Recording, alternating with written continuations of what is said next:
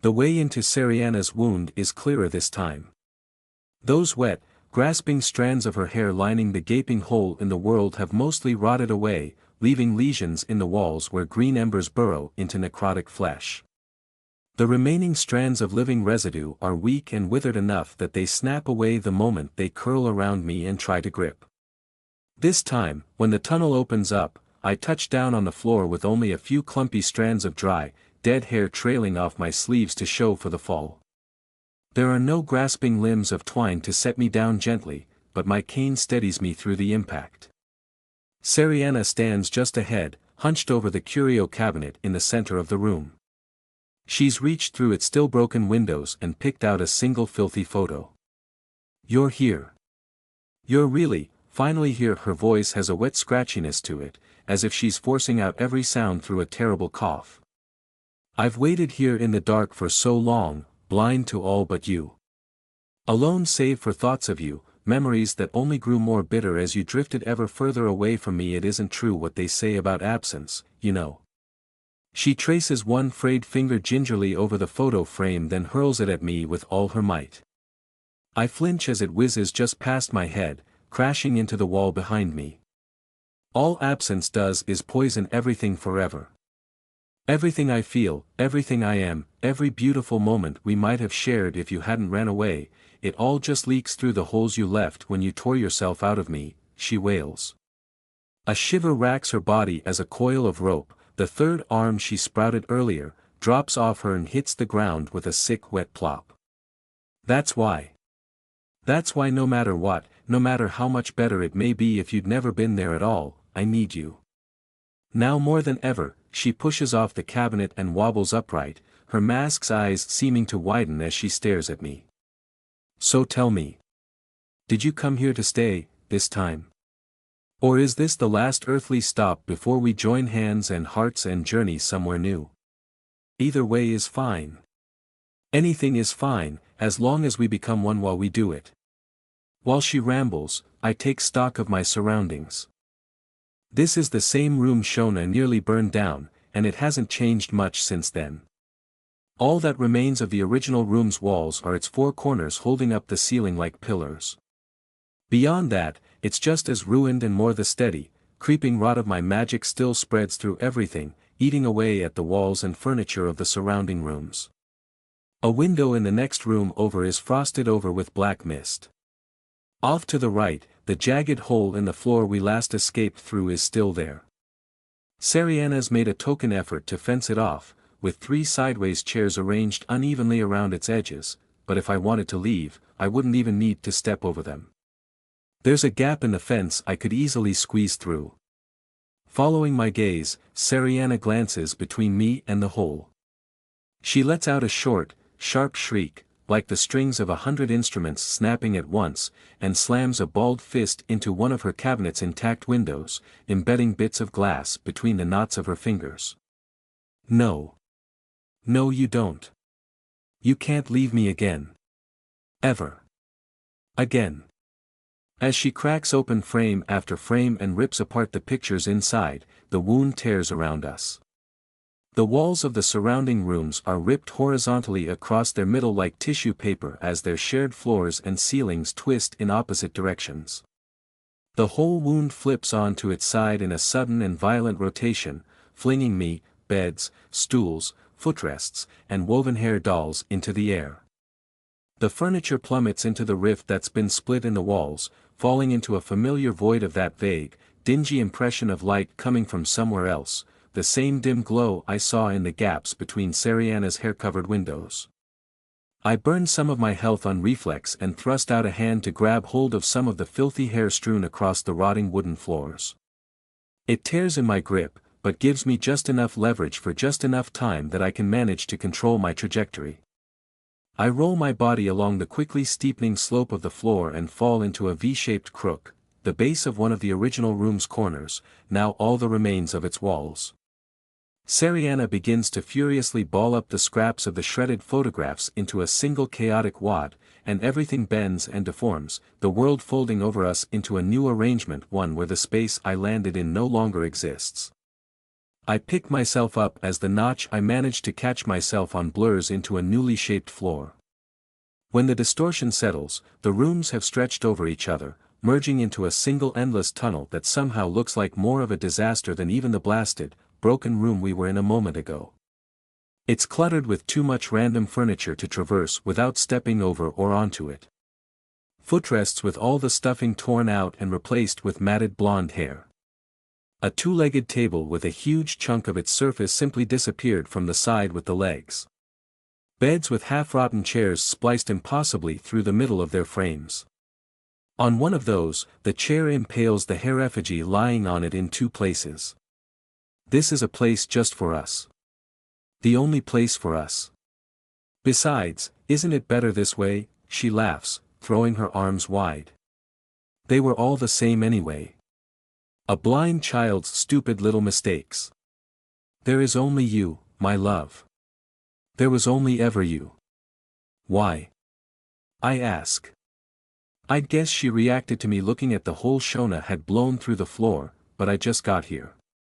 I came in on my own.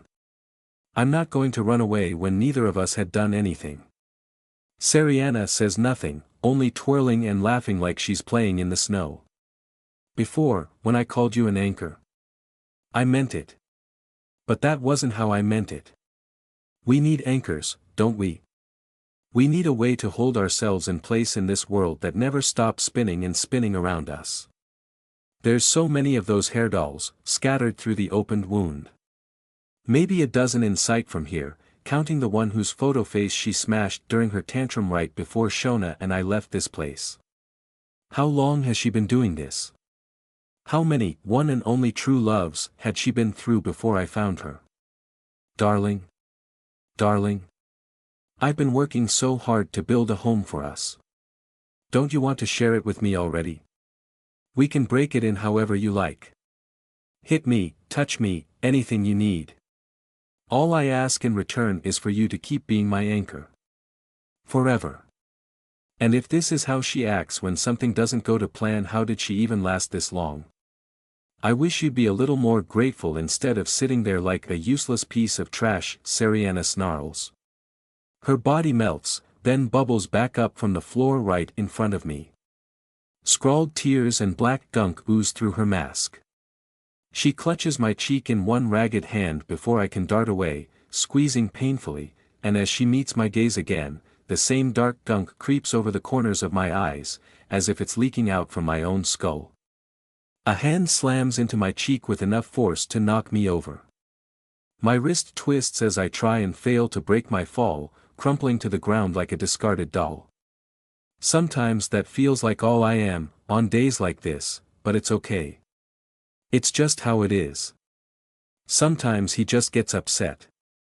If this is what he needs, I can handle it. Those same rough hands pull me up by my hair, screaming into my face. I can live with the pain, for him. The words, those are the worst part, and worse than ever today. They feel like knives tearing tiny bits of my soul away, sliver by sliver. Flecks of spittle pour out of him with every word, his voice a storm of rage and pain spoken in a distorted blur of noise, like I'm hearing them underwater. It still sounds familiar, though. It sounds like my father's.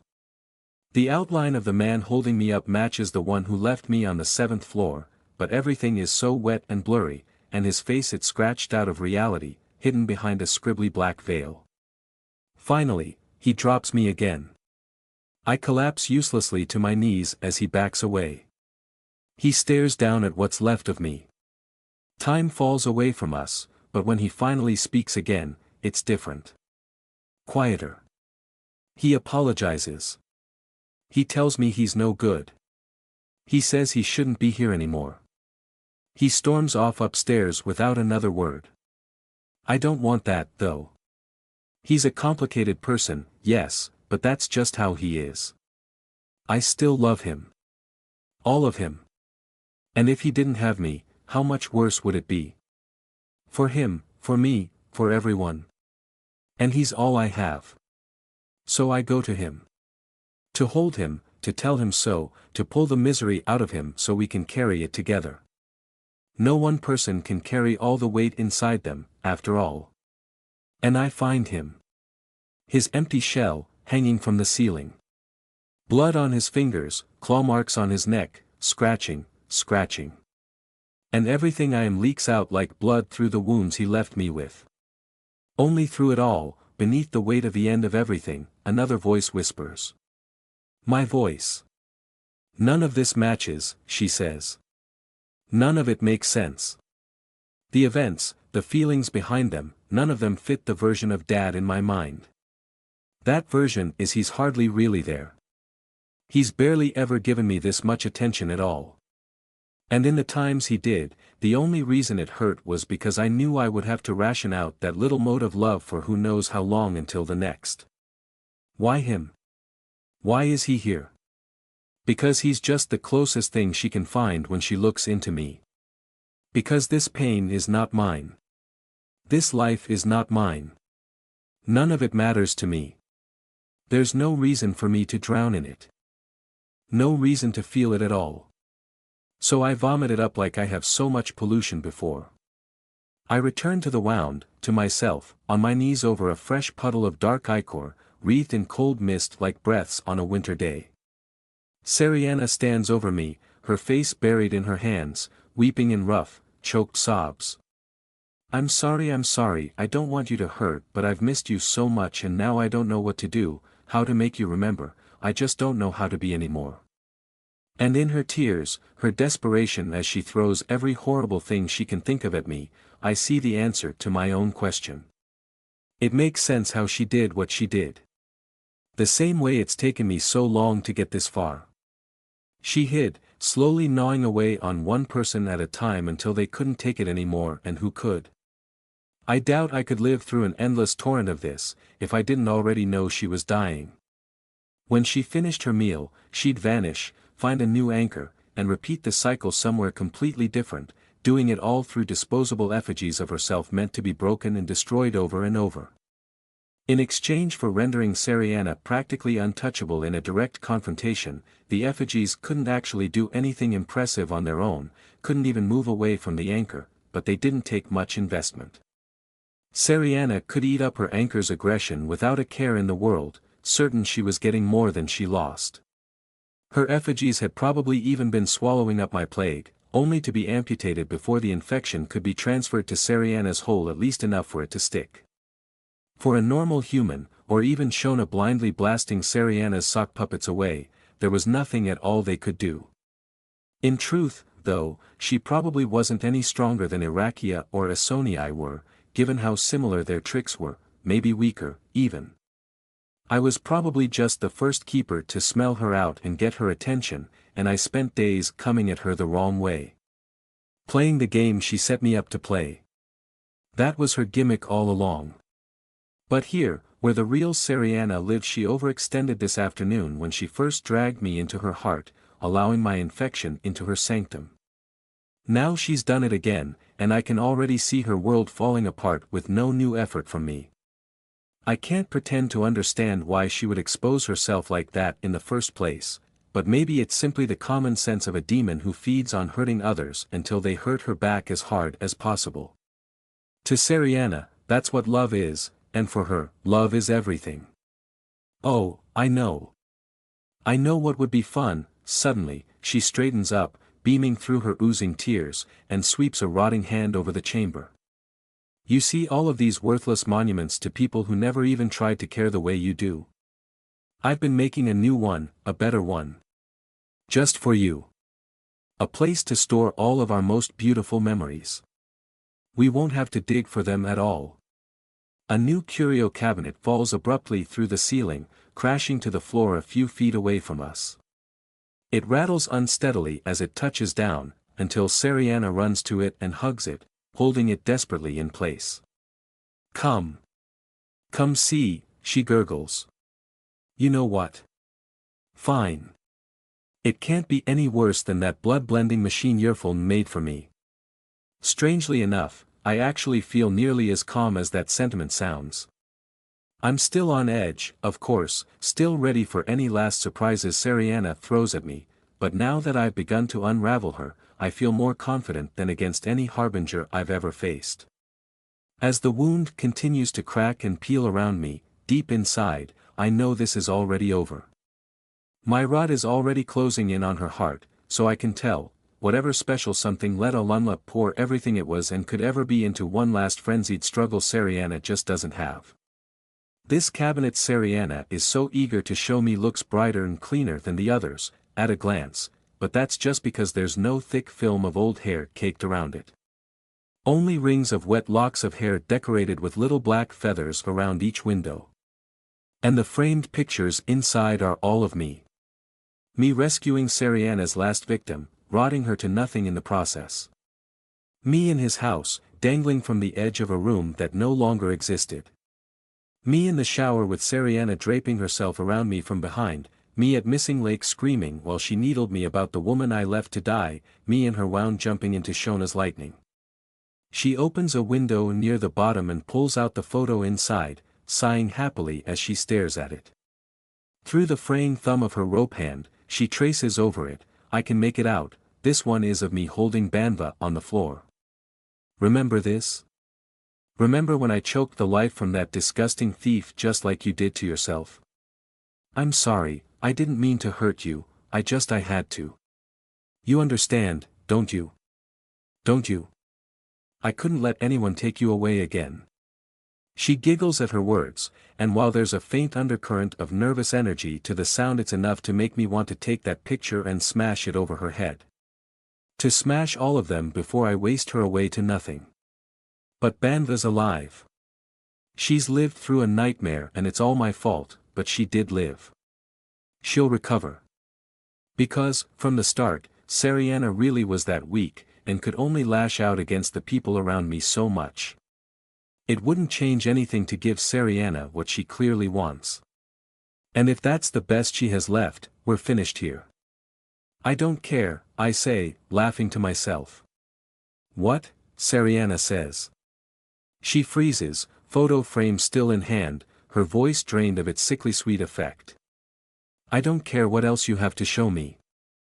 There's nothing I even need to do here anymore, and I don't think you can make me stay. She's already dying. All I have to do is let her. Experimentally, I sink a burst of death into the filthy floor beside us. My power gnaws through the layer of grime and into the surface beneath, 100 years of rot eating into the wooden boards in a span of seconds. Soon, there's a yawning black pit in the ground, big enough for me to slip through and still steadily expanding. No, stop that, what are you doing? Seriana seethes. Just another tantrum. Where else do you think there is for us to go? Don't you realize how much I love you? Do you want me to kill myself that badly? She throws the photo away and grabs my shoulders, staring at me through her mask with eyes caked in dark ooze, but that's all. I've seen what she can do now, what she wanted so badly to shove into my mind. It's only a little harder to keep her out than it is to shield myself from everyday diseases. Because for everything broken and horrible about me, all the damage I've done, I'm nothing like her. I don't have to exist the way she does, circling around in a prison of my own pain, and I've already done everything I need to hear. I'm done with her, and very soon, whatever's left of her will help me along my own way. Seriana scratches frantically at her own arms, moving as if to peel herself open the way she did when she opened her wound. Fine. If you hate me so much, I'll do it. I will tear myself apart so you can never hurt me again. Do it. I'll wait. And I hop through my hole, dropping back into the void between wound and world. I step out into the night. A cool breeze passes by, rushing through my newly whitened hair. Behind me, Seriana slaps the earth with her two long arms of woven blonde hair, gibbering out a chain of shrill curses that stopped making any sense some time ago. I ignore her.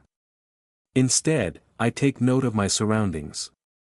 We're still in front of that demolished house with the overgrown lawn Ashlink's information led me to, but looking at it now, it's in a bit of a strange place for it to be.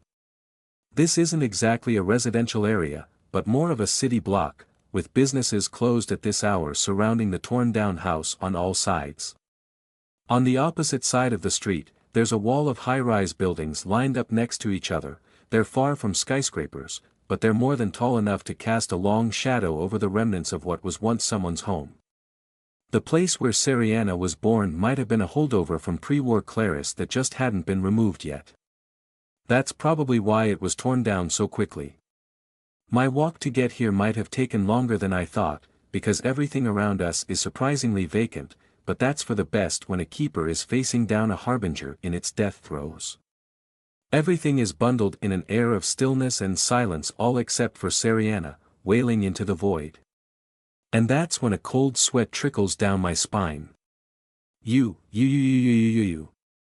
The atmosphere becomes heavy, as if I've suddenly been thrust to the bottom of the sea. There's a pressure so intense that it sends tremors through my body. My stomach drops. The hairs on my neck rise.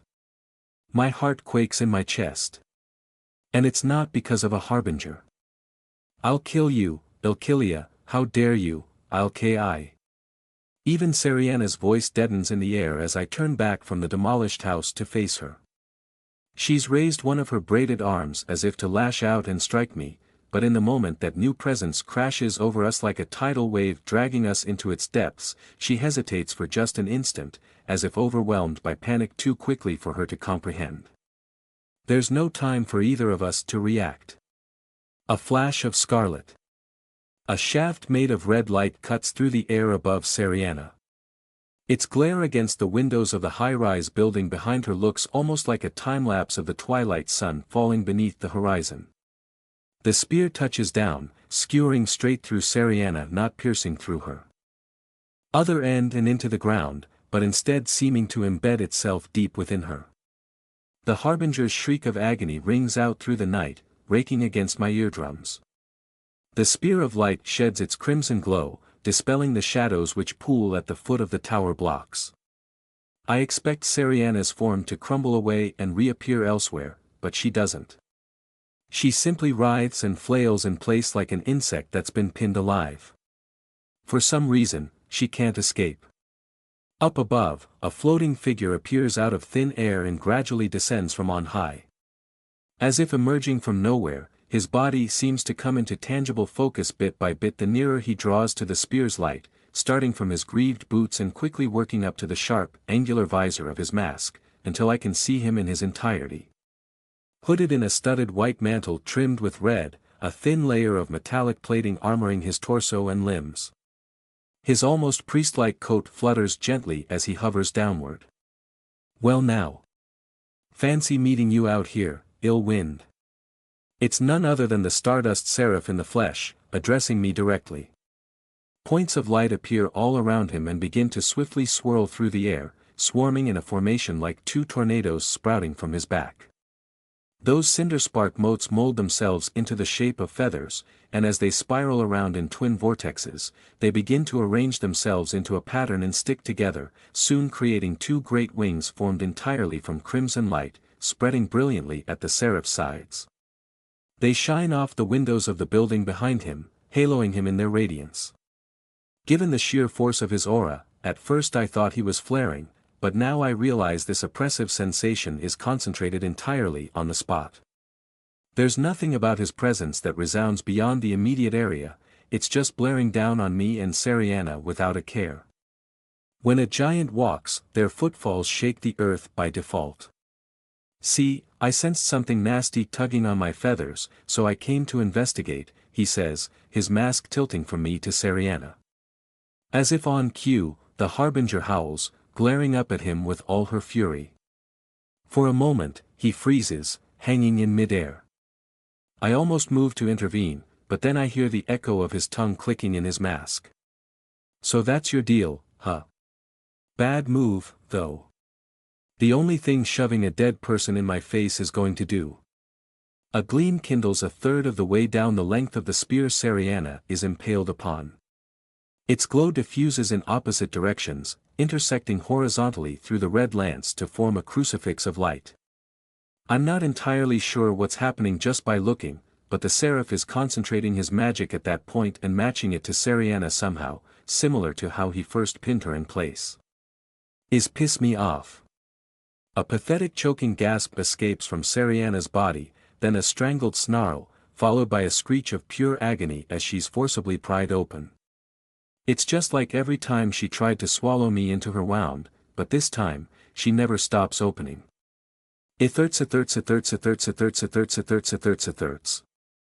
Flesh begins to regurgitate out of the hole that is Seriana like a frog heaving out its entire gut. Everything within is being forced outside. Black ooze gushes from the eye holes of her mask.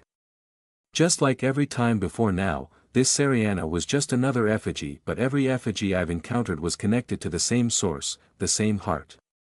The Seraph spear has punctured through the effigy and all the way into her wound, so now she can't just cast off the effigy like a lizard discarding its tail and escape. Pieces of rotten furniture, chair legs, torn pillows, and shredded bed frames all begin to spew out from inside Seriana as she's ripped asunder and folded inside out. They spill all around her flailing, gurgling body in a heap of gradually accumulating debris, until at long last, she coughs up one final, lone intact object. A curio cabinet, of course. It's launched through the air and lands with a clatter in the middle of the street between the Seraph and me. Our eyes follow its trajectory, drawn to it the moment we see it. A collection of photos is strewn about inside, but all the faces are scribbled out. There's only one photo with a frame, and it has two people in, a man and a woman standing on a pier before a beautiful sunset, holding each other close. The woman's face has a wide, strained smile scribbled on in a way that looks just like Seriana's own. The man's face is cut out of the photo entirely. Please, please, please, please, please, no, no, no, no, no, no, no, no. I don't know if it's been the same cabinet I've always seen whenever I entered Seriana's wound, since the form and contents have been slightly different each time, but it doesn't matter. Both the Seraph and I know what this is just by looking. And as Seriana whimpers pleadingly, stretching out one desperately grasping arm of braided hair towards the curio cabinet, the Seraph holds one hand up, spreading out his fingers, and then slowly lowers it, inch by inch. As he does, the curio cabinet begins to rattle against the street. Not a second later, cracks rive across its glass windows, first in long, singular streaks, then in an all-encompassing web of fractures. No, please wait, don't, no, not that, please, not that. The cabinet seems to blur as if enveloped in a heat haze, and then fluidly flattens against the ground as though made of rubber. The distortion disappears, and all at once, the cabinet collapses in on itself as if it were being crushed beneath an invisible hydraulic press. Wood splinters against the ground down to mulch. Glass crumbles from the sheer force until it's nothing but dust. The particles are pressed through the photos, which practically liquefy from the strain. And it all happens in an instant. With the slightest of motions, the cabinet is utterly destroyed. Ah! Seriana's arm freezes in the air, then goes limp along with the rest of her mangled form. Her mask cracks down the middle, then falls to the ground and shatters into chunks of stone. Where Seriana's scribbled-on face once was, there's nothing that remains. The crucifix of red light dissipates with a sharp, hollow pop, and Seriana's carcass topples to the cold street. Her entire body and the rubble wreathing it is soon enveloped in gray and crumbles away in clumps of ash. Only one thing rises from the dust as it fades from our reality and into nothingness, an orb of musculature like two hearts packed together into a rough sphere, glowing with sourceless black light. The stardust Seraph touches down on the pavement across the street. Seriana's heart floats between us, considerably closer to him than me. It's a pleasure to finally meet you, Ina. If that's even your name. The last traces of Seriana's corpse dissolve into grime and dust, leaving her heart floating terrifyingly close to another keeper. The stardust Seraph crashed into us out of nowhere like lightning from a clear sky, turning all my plans to ash along with the nightmare I've spent so long hunting. What just happened? How? Why? What is he doing here? How long has he been there? Was he following her or me? What does he want? All questions I have no way to answer. I shove them from my racing thoughts right now, the answers wouldn't matter even if I had them. Right now, all that matters is that Seriana is mine. No. That's a useless thought, too. How badly I need this doesn't change the situation at all. If I don't figure this out, I'll just end up adding another stupid, horrible mistake to the pile before anyone even knows who I am. Besides, between what he just did to Seriana and the palpable sense of weight still pressing in on my soul, I think I'd only hurt myself if I attacked him. So what, then? What can I do that won't ruin everything? Well. What are you waiting for? The Seraph calls out with his hands on his hips before I can come up with an answer. What? I can't tell how long we've been standing here, but he hasn't moved at all. He seems to be watching me rather than the heart, but his mask's sharp visor completely obscures his face. Go ahead. Take it. You've earned it. He raises an open, gloved palm and gestures magnanimously to the heart. Part of me wants to race to Seriana's remains and swallow her without another word, but I don't know yet if that would be right. Without some idea of what he wants from me, I have no idea how to navigate this. Just like that. You don't want it? This isn't a trick. I ask. Eh? The Seraph gives a barely perceptible tilt of his head. Could you, not know who I am, maybe? I'm the Stardust Seraph. You know, when a cry for justice rings through the heavens, the Stardust Seraph answers. He raises his right arm, pointing to the night sky, then traces his finger through the air to his left side, before sweeping his open palm back across to his right, striking a dramatic pose. He then casually returns to a neutral stance, the wings of light at his back stretching and fluttering a bit as though relaxing. I can do the whole song and dance if you want. I just figured it wouldn't be your thing, he finishes with a broad shrug. Besides, what kind of trick? If I really wanted to sneak up on you, I've missed my chance, don't I think? I made the promise a month ago.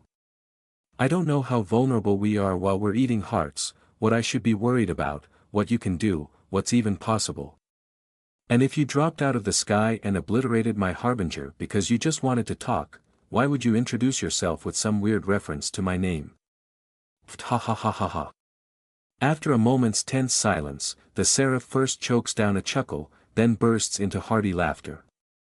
Suspicious to a fault, I see. Well, that's probably for the best.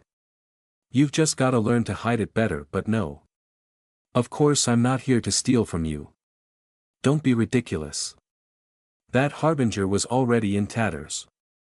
All I did was hasten the inevitable. In fact, I swear this on my name as the Stardust Seraph, I will not by any means interrupt your consumption of that harbinger's heart, unless it is to protect you from what you yourself would consider imminent danger, if privy to my perspective. The ambient power in the air shifts. It doesn't exactly withdraw from me, but there's a strange current in the intangible energy flowing around us. It gathers around the Seraph's words, lending them an unnatural weight, a gravity, fixing them into place in the world. Those words are true. The promise behind them is inviolable. I know that in the same way I know what my own magic can do. Understanding that feels a little like processing harbinger speech, but in one way, the effect here is even more pronounced.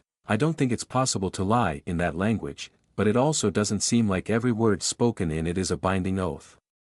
A harbinger can say something and change their mind later. The Stardust Seraph no longer can. There, he says. That work for you? I run through his words in my mind. They did seem airtight, as far as I can tell, and the one out he included isn't anything weird like that sanctuary contracts phrase about lasting for as long as there are lights in the night sky. It is a little weird that he included it at all, though. Why the last part? We're two keepers and a dead harbinger.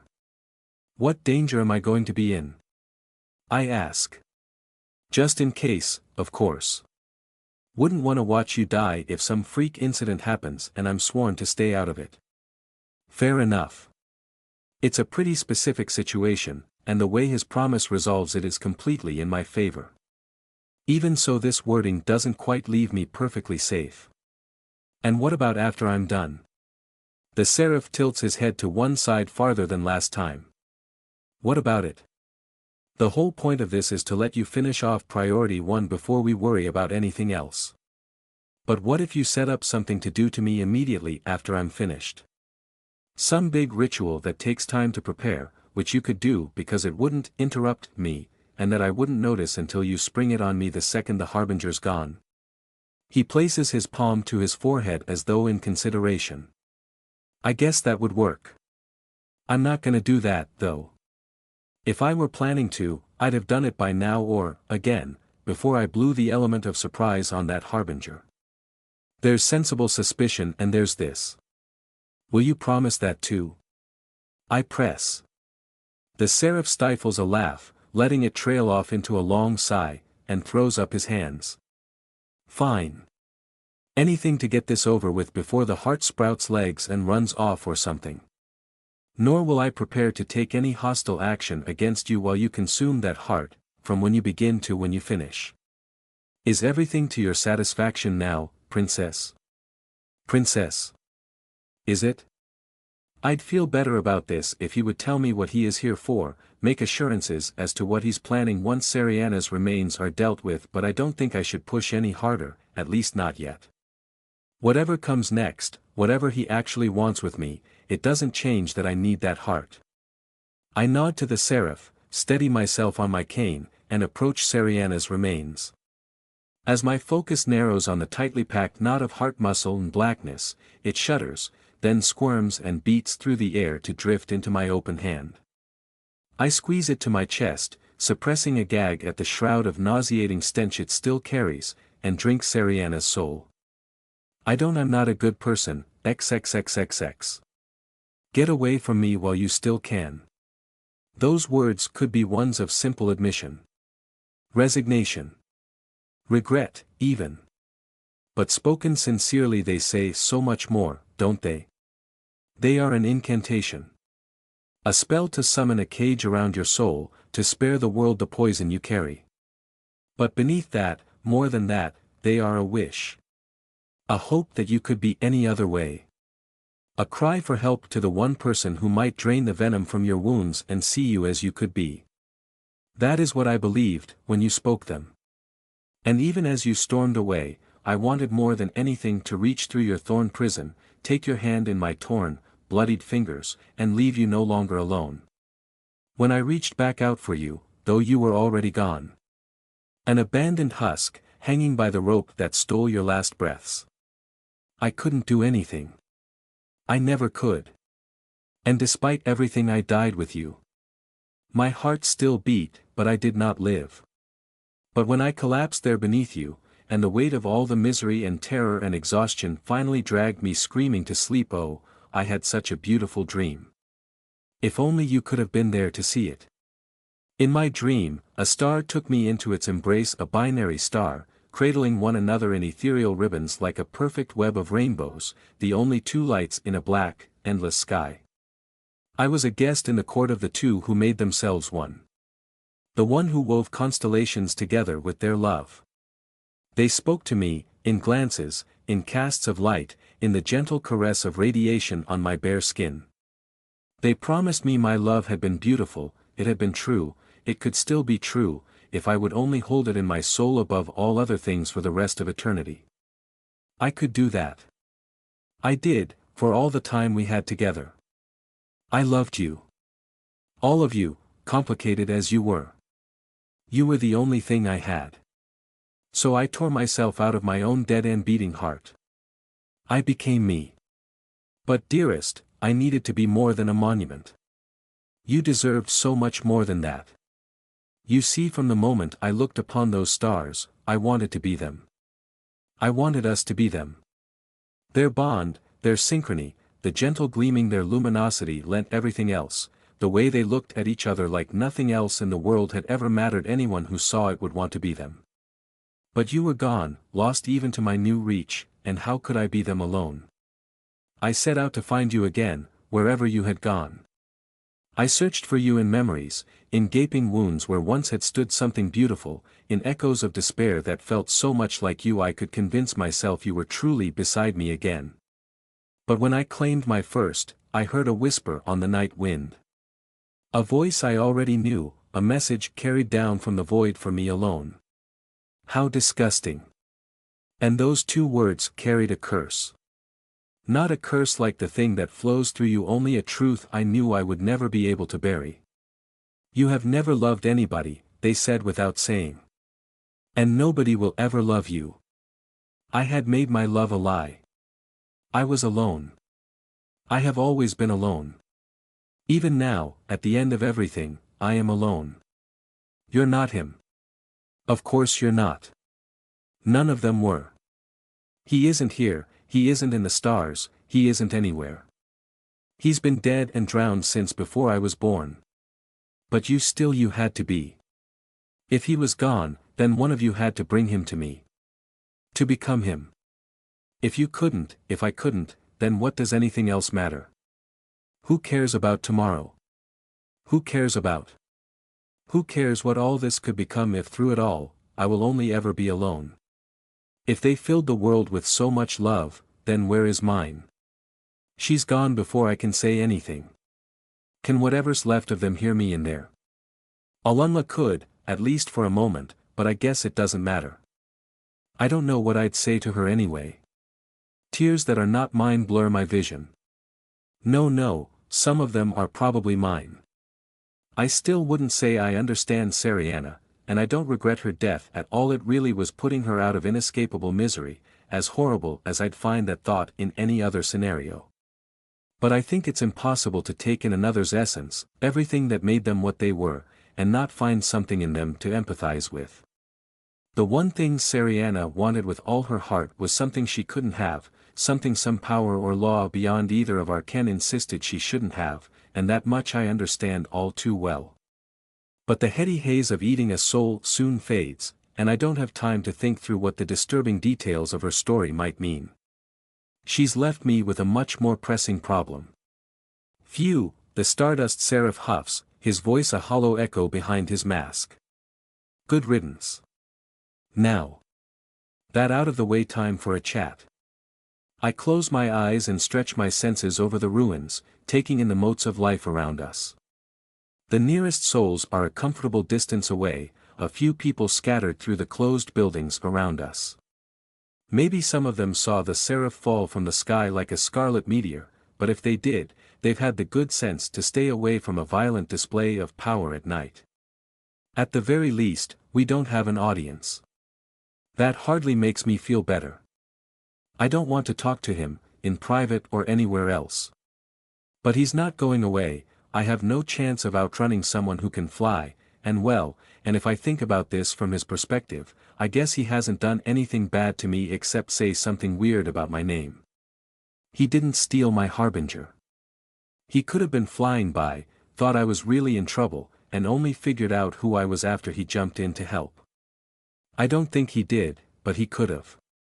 And if I want to stop making horrible messes everywhere I go, I should really try not to panic until I have some idea of what he wants. Okay. About what? I ask. Stupid question. There's only one reason the city's golden boy would be seeking me out, one big tangled pile of reasons.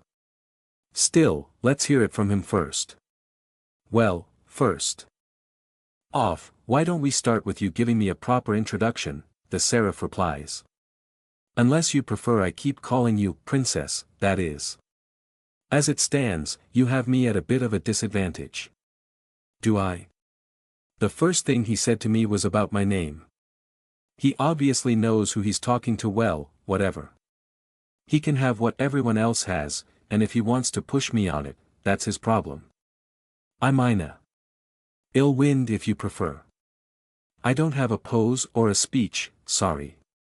So that's really your name, huh? He presses, crossing his arms as his visor stares relentlessly through me.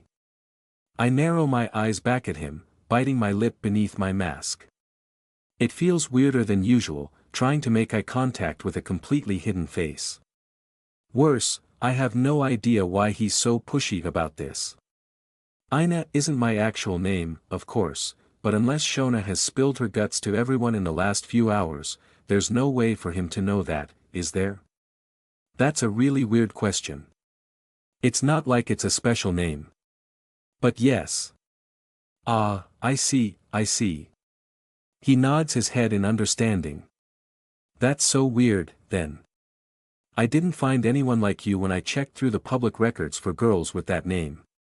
Must be a nickname or something, huh? What? I tighten my grip on my cane with both hands, suppressing a shiver at the phantom sensation of being watched from afar, of prying eyes on my back. There goes any hope that he wasn't following me. Why would he be digging around for my personal identity, anyway? Would he have dropped out of the sky and into my home if he could have? Aren't keepers' personal lives not meant to be dragged into all this? What about it? Do you know how creepy you sound right now? I was really trying to be fair here. I know you probably could have just robbed me if you wanted. But I still have no idea what you want and you're just standing there, dropping hints about how you've been stalking me. Why? What's that accomplish except tell me that if my nickname were something else, I'd have made the right call in using it? Ha! At that, the Stardust Seraph leans forward with his crossed arms, tilting his head for a third time, this time in the opposite direction. The wings of light at his back stretch out like a hawk's ready to swoop down on its prey. Are you for real right now? Can you imagine what all the people you preyed on would have to say about you trying to play the victim? His voice was incredulous. Of course. Of course that's it. I let out a barely audible croak, the smothered remnant of some worthless word or panicked laugh. How? I haven't told anyone except Aisling. Would she? No. No. Shona said once that the Seraph could sniff out a harbinger from miles away. I'm sure he could just as easily sniff out a girl whose horrible power feels like a harbinger tearing out a chunk of your life, especially when I used to steal from tens of people at a time. I can't even count them. I'd given up on counting them within my first week. But it doesn't matter. He's right. Neither my new plan or my feeling bad while hurting them change anything for those people. Yes. I shriek. Maybe, I don't know, some of them could come up with better horrible things to call me, but I'm already thinking those things about myself every day. So that's why I'm not doing that anymore, I say. It's only been I have a better plan, but I only figured it out last night. You can believe that or not, I guess. It was this morning, but I'm not dragging Aisling's name into this. It might help. I don't care. I'm not doing that to her. The Seraph corrects his posture, returning his hands to his hips. That's good to hear, then. I'm glad you understand that won't fly in this city, he says, gentler than before.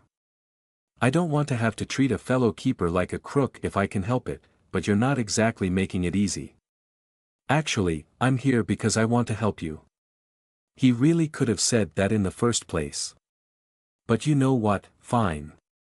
It's fine if he means it, if he doesn't have some terrible idea of what help is here. From a distance, I can't exactly blame someone for looking at my actions and thinking I'm the new Terra. I take a set of long, slow breaths, loosening my grip on my cane. Okay. Help me how? That depends, he replies, cupping the chin of his mask between his index finger and thumb as though in consideration. There's plenty of arrangements that could be made with willing participants, depending on what you're actually trying to accomplish. But first, why don't you tell me about this better plan you've come up with? I grimace. He's doing it again with that thing about willing participants. That has to be some intentional impression he's trying to make, but until he actually says he's here to arrest me for magic crimes or something fine. Is Aisling's plan a secret he's prying into? I don't think it is. Getting health donations would obviously have to be a public project. Volunteers, I say. I have to do what I've been doing to make my horrible power work, but I don't have to do it that way. It was a bad idea I stumbled into when I was new. But if I drain from people who agree to it in exchange for pictures or autographs or whatever people want from keepers, and then they know what's going on and have doctors keeping an eye on them, that still works. Great, the Seraph exclaims eagerly, catching his fist in the open palm of his other hand. We're on the same page, then. That's perfect. And with me on your side, you'll have no problems at all getting that off the ground. Hold on. When did that happen? I didn't ask, he didn't even offer, just declared it. Invited himself into the messiest, most difficult part of managing my new life. Maybe that's not the worst thing ever. It is a problem. I still don't know where to start with fixing it. Maybe Aisling does, but she doesn't seem much happier with the public figure side of all this than I am. We can also get you some training at the church so nothing like that thing that went down with Maid ever happens again. Oh, and don't worry about the Fianatas. I'll handle them, if anything comes up. I stiffen up again as the Seraph carries on, casually taking charge of everything wrong with me. Don't break now. Don't blow up on him while he could still just be trying to help, just because he's doing it in that pushy, overeager way I've never been able to stand from anyone. Hey, let me walk you home. We can talk about everything on the way. I wasn't. I snap, then sigh, forcibly evening my voice out. Worried about the Fianatas, that is. Not anymore. I know, I'll say sorry to Teth if I ever find an occasion to do it that isn't incredibly weird, but if I needed help really, if I need help with any of this I'll ask Naiv. She's already offered. But thanks. He pauses for a moment, letting the silence between us settle in the cold night air before he continues. When'd you meet Naiv? A week and some ago, I say, and swallow. Why? Has he talked to her since then? About me? I met her before Teth. I guess I don't know if that offer still stands, really. All I have is a vague idea that Naiv must have said something in my defense. I have no other way to explain how quiet her sister seems to have been. So, let me get this straight. You met Naiv a week and some ago and then you just kept draining people. And you only came up with this new idea just last night? Yes, I say through gritted teeth. I've had a lot to deal with and not a lot of time. I didn't have a better plan. Now I do. I don't know what else you want from me. Not sure you realize how you're making things sound, but I'm gonna give you an easy out to this, princess, he says calmly. Do you know Naiva's phone number? You're right. I don't know how it sounds. And no. She said she was easy to find if I needed anything. I assume the chancel or somewhere has her number. I don't really see the point of this whole question. A minute ago when you were all cheery and excited, all I said was that I'd contact her if I needed help sorting this out. Which I will, because I'd rather work with someone who has some idea of what it's like. So if you mean something by this, please just say what it is already. I say, straining to keep my voice level. Is it that I should have stopped draining people and asked for help making a better plan a week ago? Yes. I know. But I can't go back and do that now. So you haven't actually spoken with Naiv about this, he restates, giving a nod. That checks out, considering she's not due back in New Claris for a day or two more anyway. It's in everyone's best interest if we put that new plan of yours into action as soon as possible. If you're serious about this, I can make it happen tomorrow. Naiv can pick up where I left off the moment she's back, if you really can't stand me that much. Yes. That's next on my list of things to do, now that she's not stalking me anymore.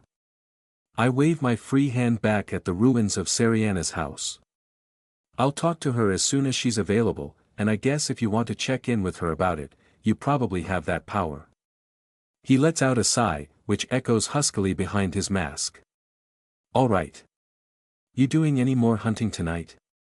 I shake my head. I'm tired. That one took a few days. It was a nightmare.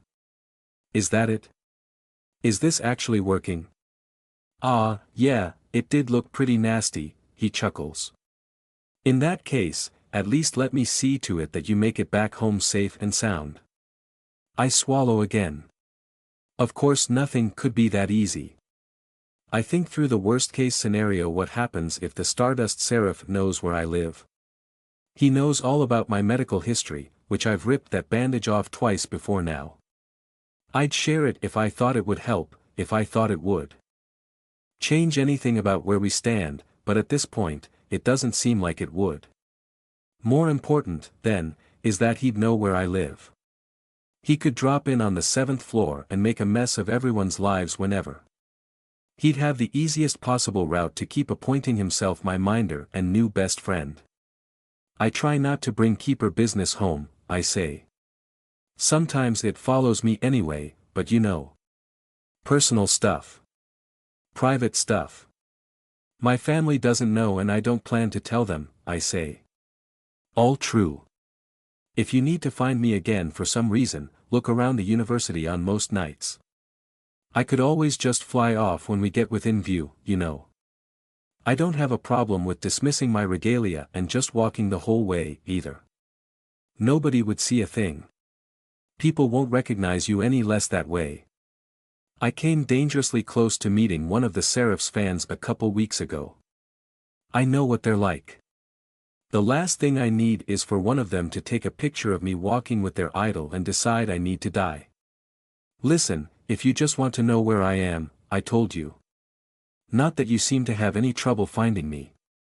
Well, I tried. He throws up his hands in a shrug before letting them casually drop back to his sides. One last thing, then, and I'll let you go. Could you lend me one of your feathers? My feathers, I echo. My blood. The black, shimmering nothing running through my veins as of this afternoon. How closely has he been following me? For how long?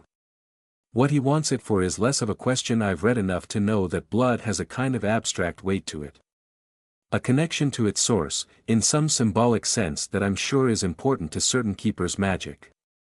I can't see most of the things you'd use taken blood for being good for that source, and that's before I even get into whatever's happening with my blood. You'd have to cut me open and rip them out. So no. Good night, I say flatly, and start down the street. Huh? The hell do you mean by that? Wait, he says, his voice drawing further away with each step I take.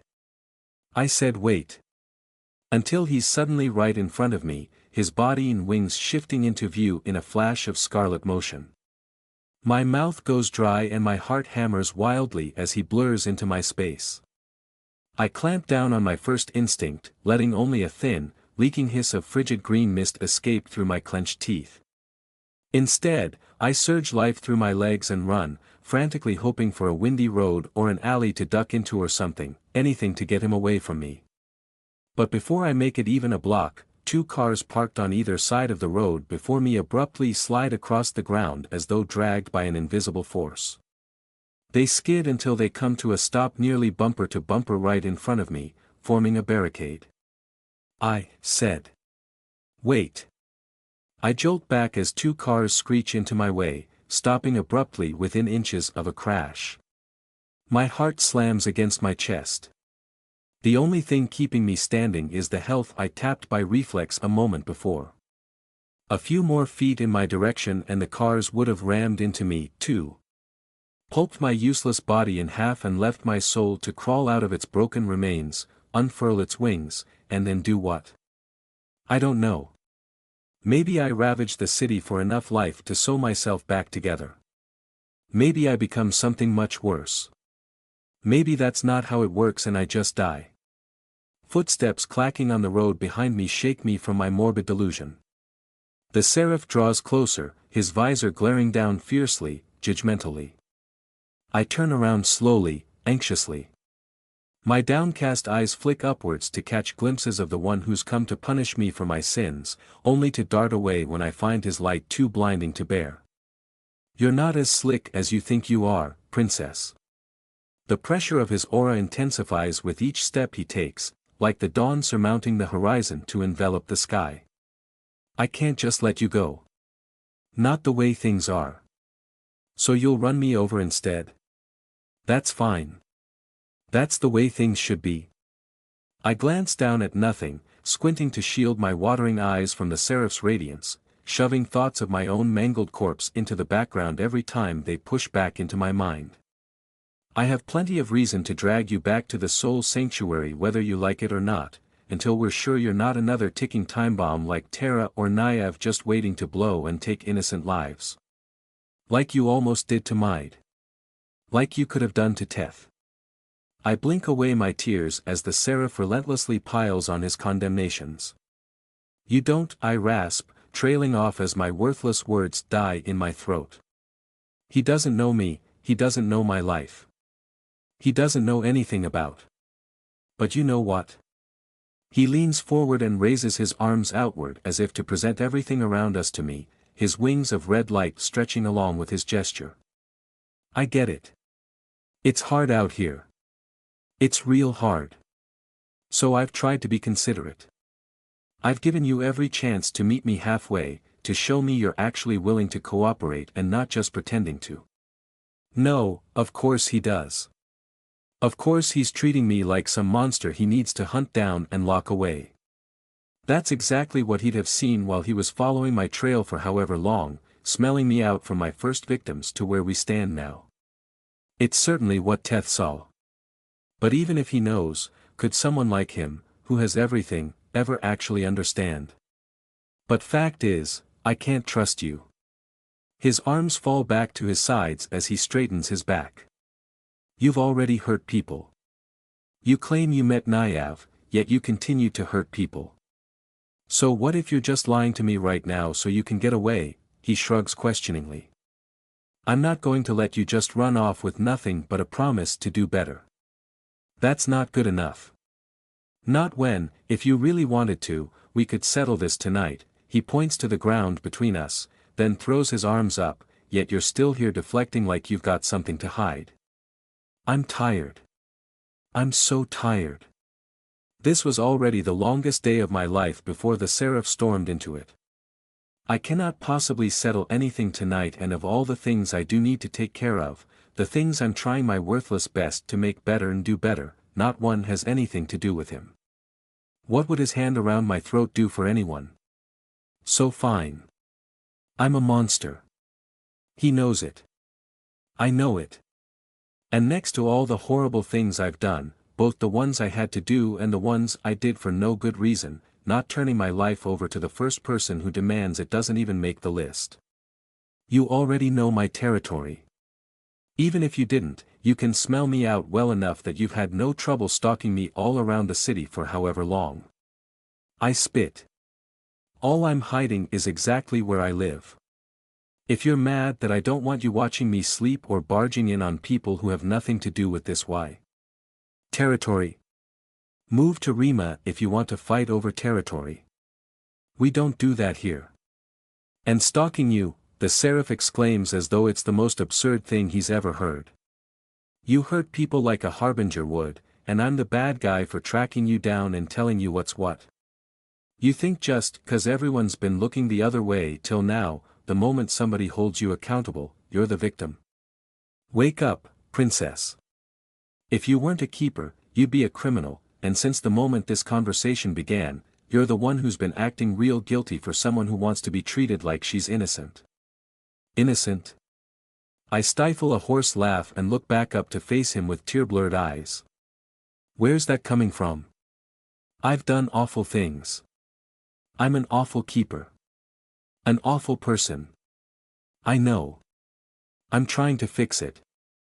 I just don't need you breathing down my neck to do that. He's quiet for a moment, his visor simply regarding me silently. If you're really remorseful, if you really want to make amends, you're not an awful person, he says, his voice gentler than before. You have a hard-to-control power, clearly. I do too. But you can use it to accomplish extraordinary things. Like when you defeated that harbinger on the eastern fringes of the city. You know that was me, and you're still acting like you can't just find me whenever you want. Every keeper and their mom felt it when that harbinger flared, he explains. His tone has lost the edge it had before. Of course I've been looking into it. But I only found you just now. That's why I'm trying to talk with you. I want your side of the story. Do you? A minute ago, it was, I can't trust you unless I have your home address and your blood. If all you wanted was my story, you could have it. It sounds like you already do, but what good would that be if you aren't going to believe anything I say? I push back. Okay, wait a sec, he holds up a hand as if to halt me. Your blood. Yes. My blood. The feathers you knew enough to, I bite back my words before I can finish the thought. How much does he know? He must have followed us to the lake earlier, there's no other way he could have seen them, but if he'd actually been there to watch me bleed them out, why wouldn't he have barged in on us right then? I don't have blood anymore, I say. I bleed those. So you see why that's a very weird thing to ask me for. Oh. His head tilts back in realization. Weird blood, huh? Same, he nods as though it were nothing surprising. See, how was I supposed to know that? I just found some of them lying around Missing Lake. Right. Well, now you know. Why does he need another, in that case? Doesn't really matter. Maybe the embrace was bad for them, maybe they just don't last. What does matter, what did you want them for, anyway? They're pretty, he says plainly. I flinch almost as if I've been struck. Wah.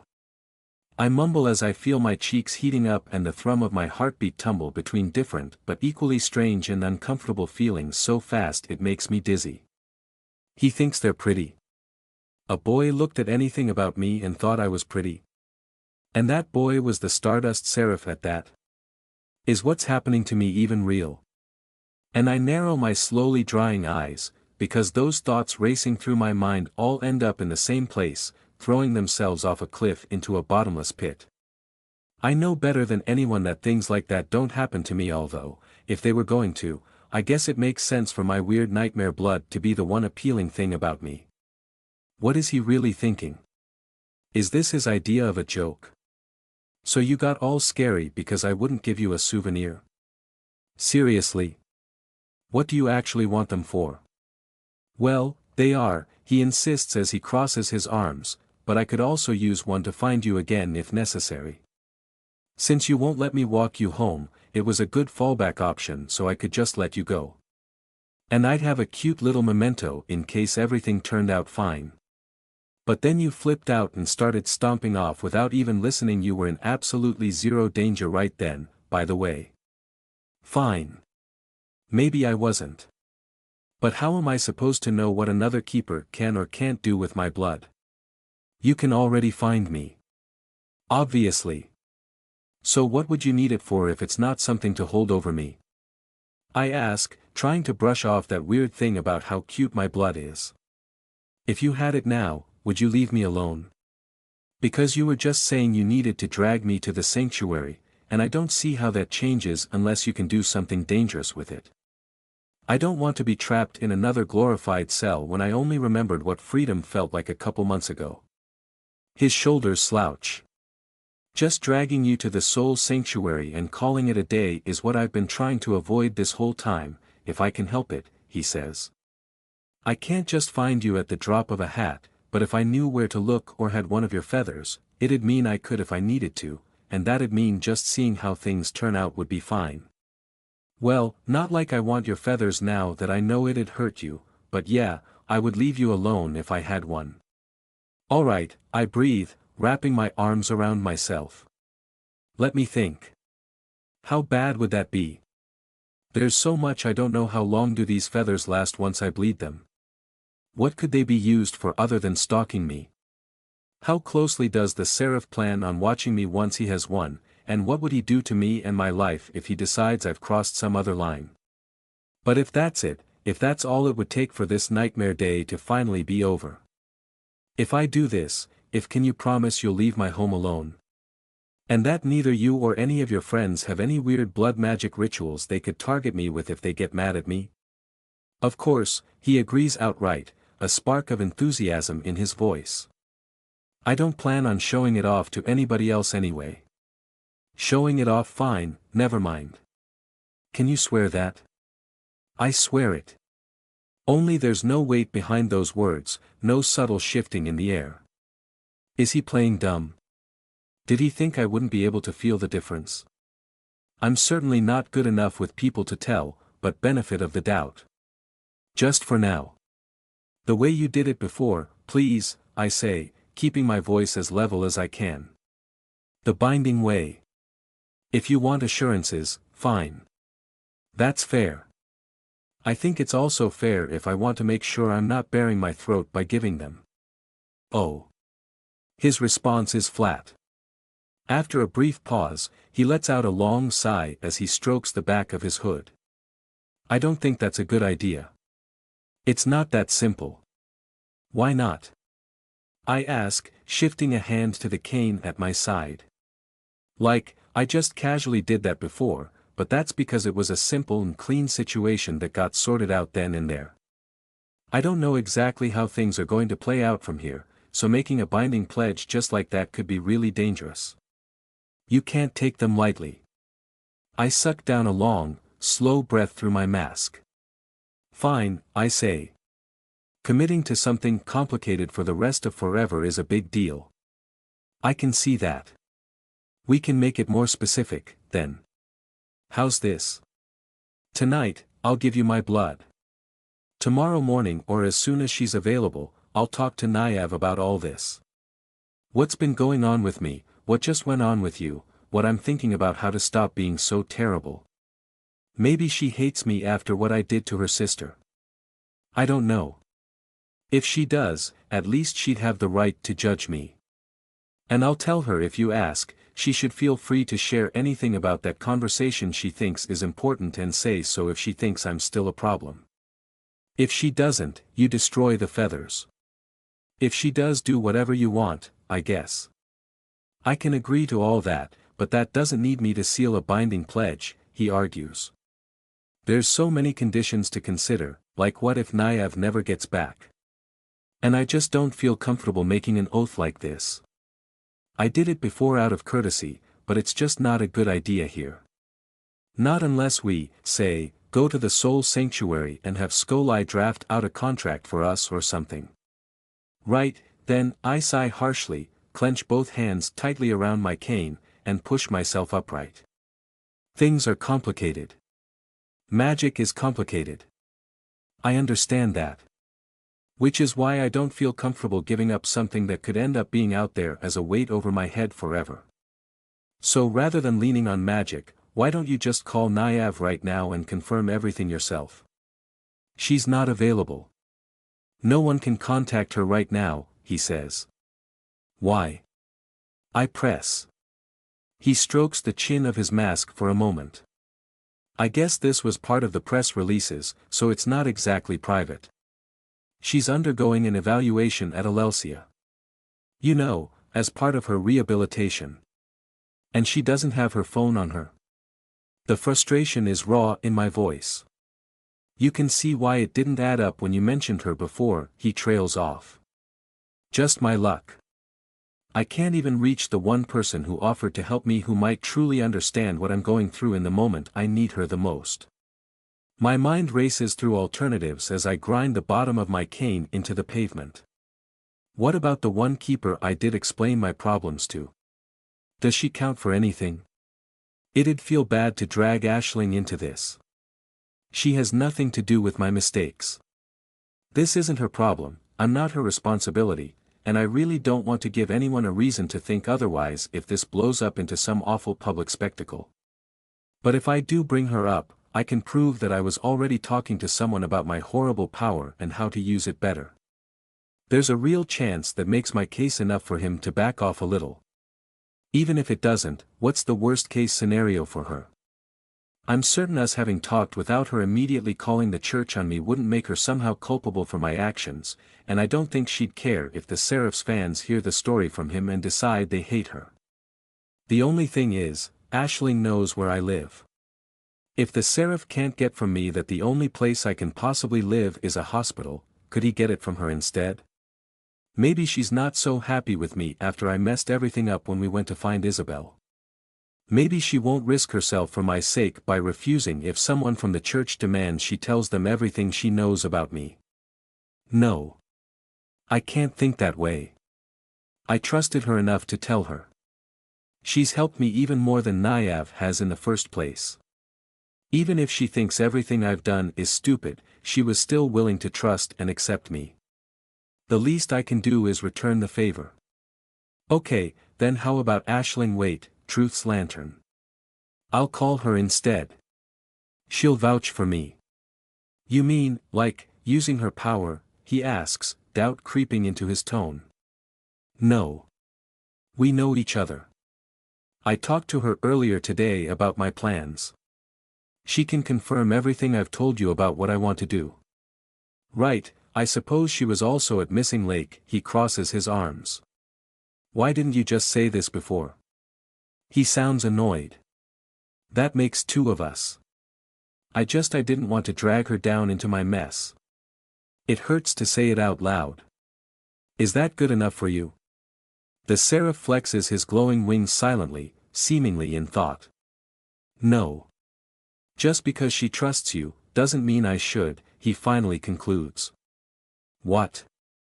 My fingers tighten around the top of my cane like it's the Seraph's throat or my own. Why? I get you can't trust me, but why not Aisling? She literally can't lie, and she knows if anyone lies to her. Everything she says is guaranteed trustworthy by magic itself. Her ability is incredible, but flawed in all sorts of ways. There's ways to fool it. And as smart as Truth's lantern is, that doesn't mean she's the best judge of character around, or that her judgment is completely unclouded, he contends. I mean, you only actually thought about this last night, didn't you? He tilts his head again. Casually, cutely. Like a bird examining a curiosity in its nest. Old habits die hard, and you just now decided to quit this one. I'd feel safer with some actual insurance in place. That's ridiculous, I say. I won't just slip and accidentally steal someone's health again. We're talking about people's lives, not biting my nails. And that stopped you before, he says like a knife slid between my ribs. You mean you didn't just slip and accidentally steal Maid's health after all? I did that in a wound, with a pillar of garbage. Speared through my stomach. I'd be dead if I hadn't. That's not at all the same as thinking I'm going to accidentally eat someone on the way home, I snap. Then show me how strong your resolve to change is. He offers me an outstretched hand. Prove to me you're committed. I shrink away from his gesture, feeling ever more cornered against the vehicles he used to block my way. I've already tried, but it's apparently not good enough. You said you wanted to help me, but compared to everybody else, how I feel doesn't matter to you at all. It'd be different if you actually wanted my help, he says, calmer than ever. But the people of New Claris need it. When it comes to magic, they don't have a voice unless a keeper gives them theirs. They're more vulnerable than anyone, so shouldn't we prioritize their safety? You're right, I say slowly. About one thing. I don't want your help. I don't see how you can call what you're doing right now helping. He's just shoving everything I'm trying to do and everyone who's actually helping out of the way because they aren't good enough for him, and at this point, I'm too tired to care what's good enough for him. And since you can obviously find me well enough to follow me around and see exactly what I've been through today, I really don't think it's a problem for you if I go sleep off the longest day of my life. A click of his tongue echoes huskily behind his mask. Like I said before, I can't just hunt you down like that, and I can't leave things as is without some insurance.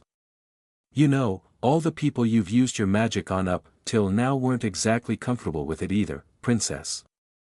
I'm giving you plenty of leeway as it is. I know they weren't, I hiss. But the only thing I can do about it is do better.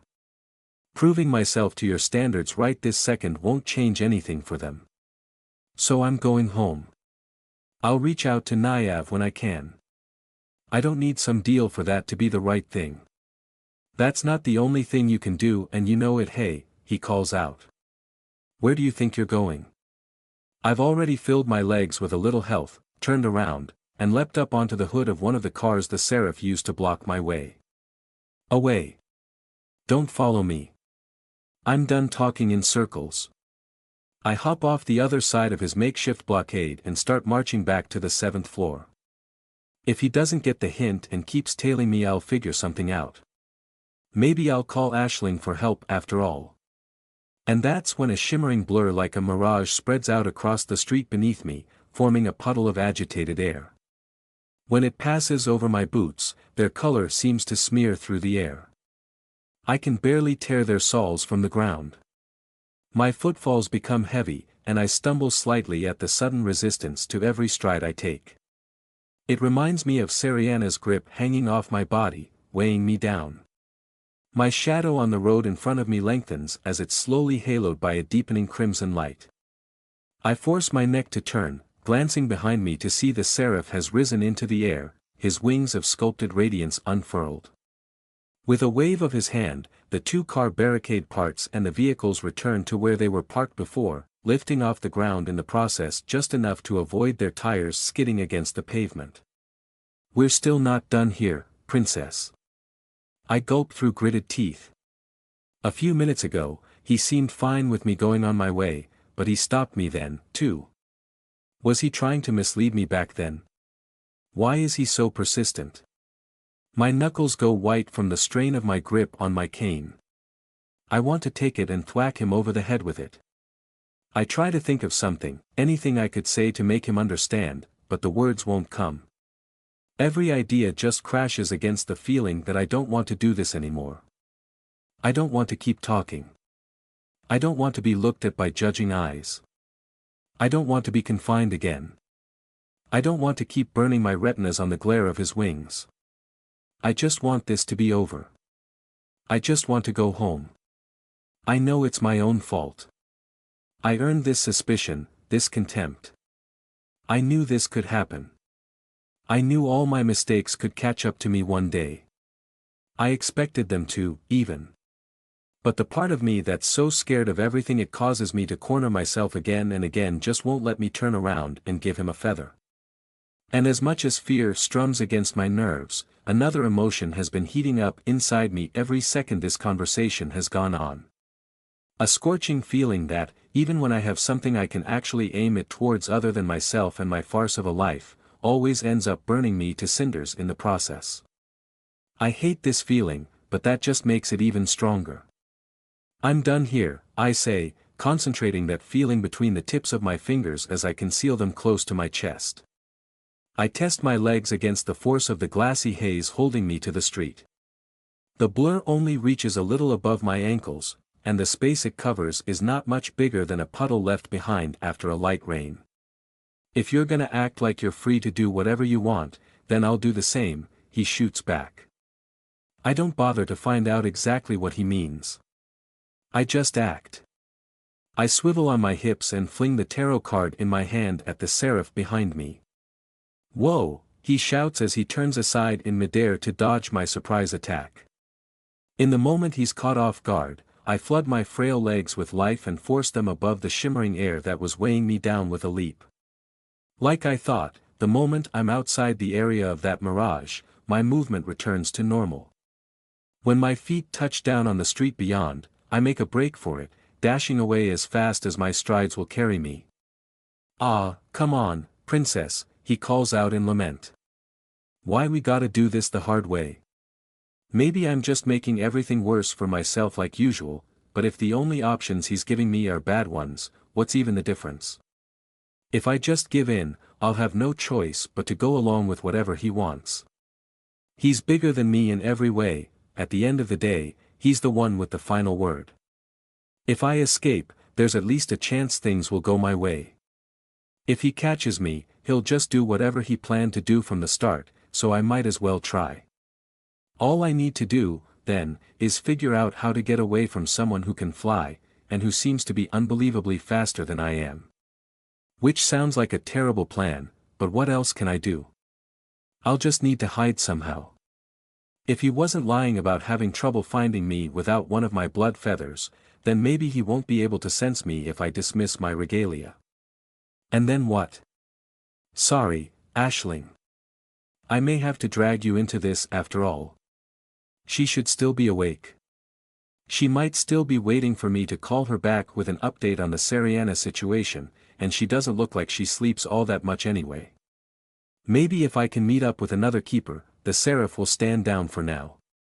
With that in mind, I shift my attention back to my pursuer.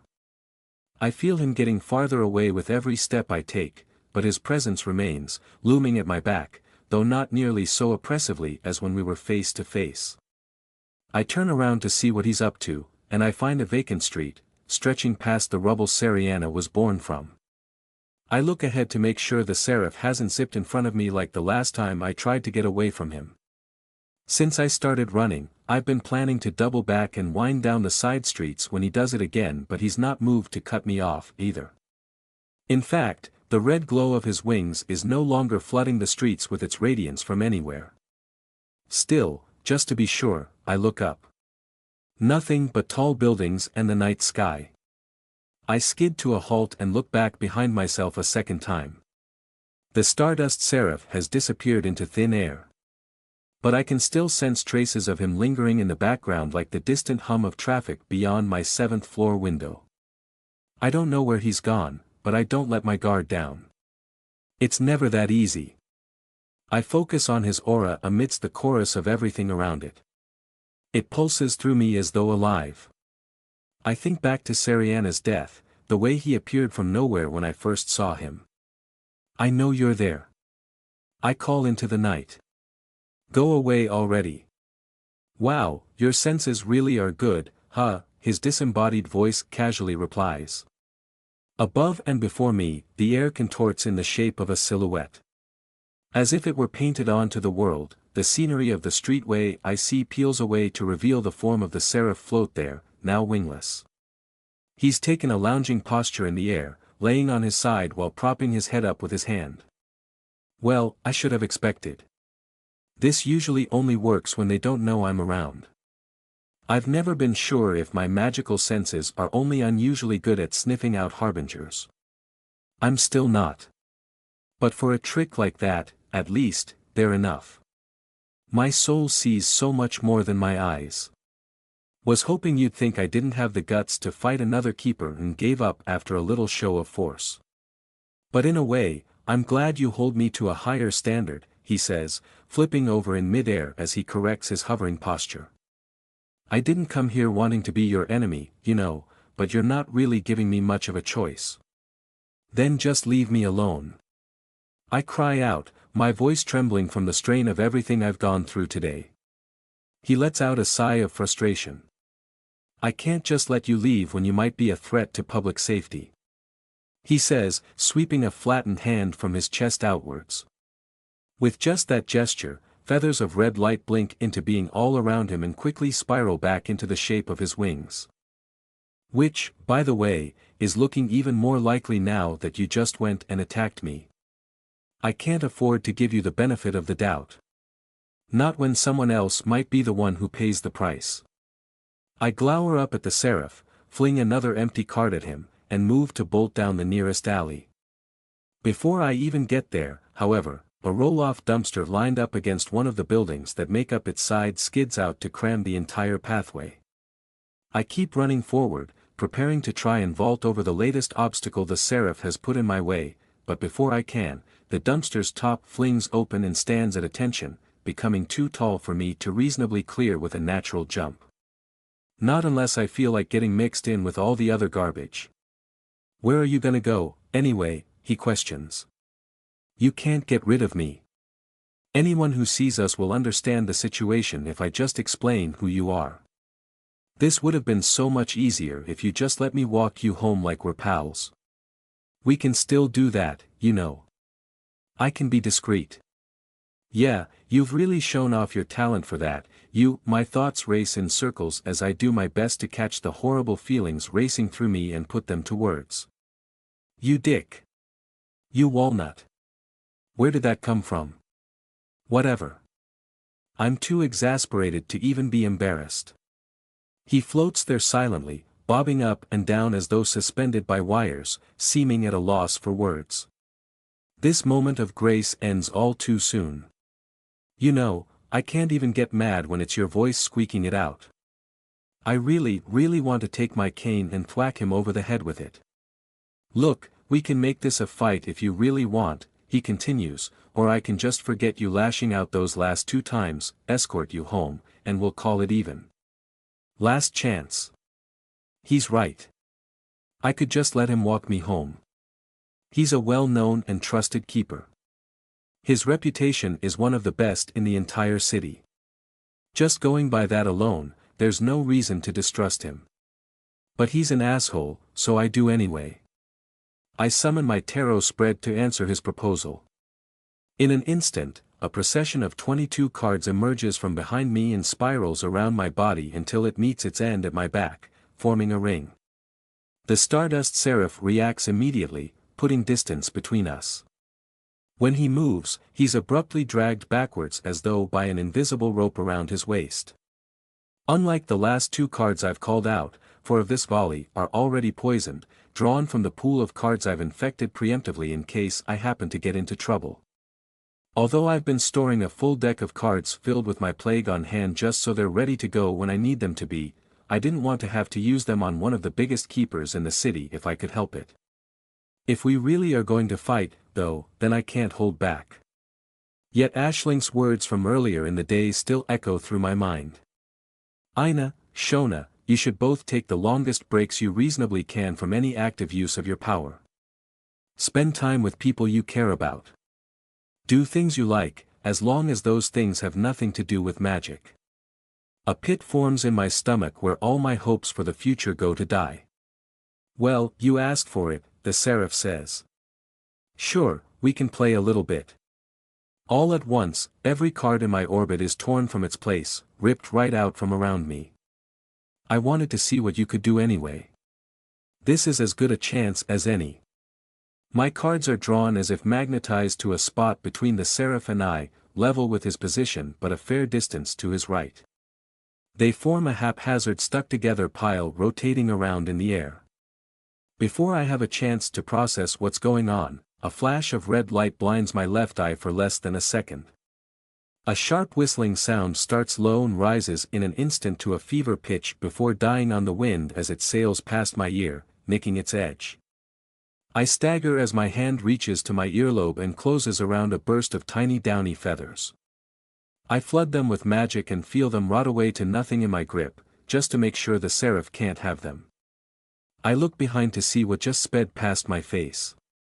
Embedded in the pavement is one of the Seraph's sculpted light feathers, shedding its crimson glow. Seeing one of them up close, I noticed the feather's edges looked thin and razor-sharp. Its tip was keen enough to lodge it into concrete. There's a sting like a paper cut where the Seraph's feather just barely grazed my ear. It could have jabbed my eye out instead. The feather bursts into sparks which blink away without a sound, and I turn back to face its origin. The Seraph looms with his hand outstretched towards me once again. Rather than an open palm, it's as if he'd flung one of his feathers like a dart. Like how I would fling one of my cards. The Seraph's wings must be his implement, his version of my orbiting cards.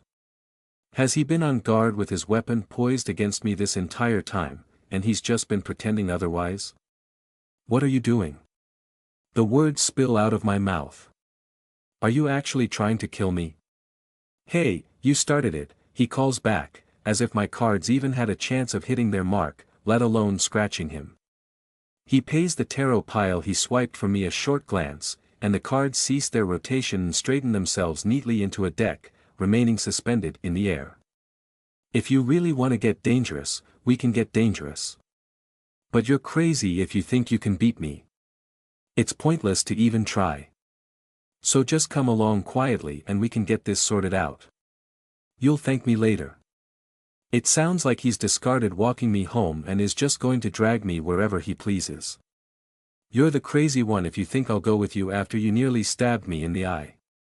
Good thing I wasn't aiming for your eye, then, the Seraph answers matter-of-factly. There's no way that would have happened. How do you know? I never miss my mark. That's just how it is, he says with flawless confidence. Now, what do you say?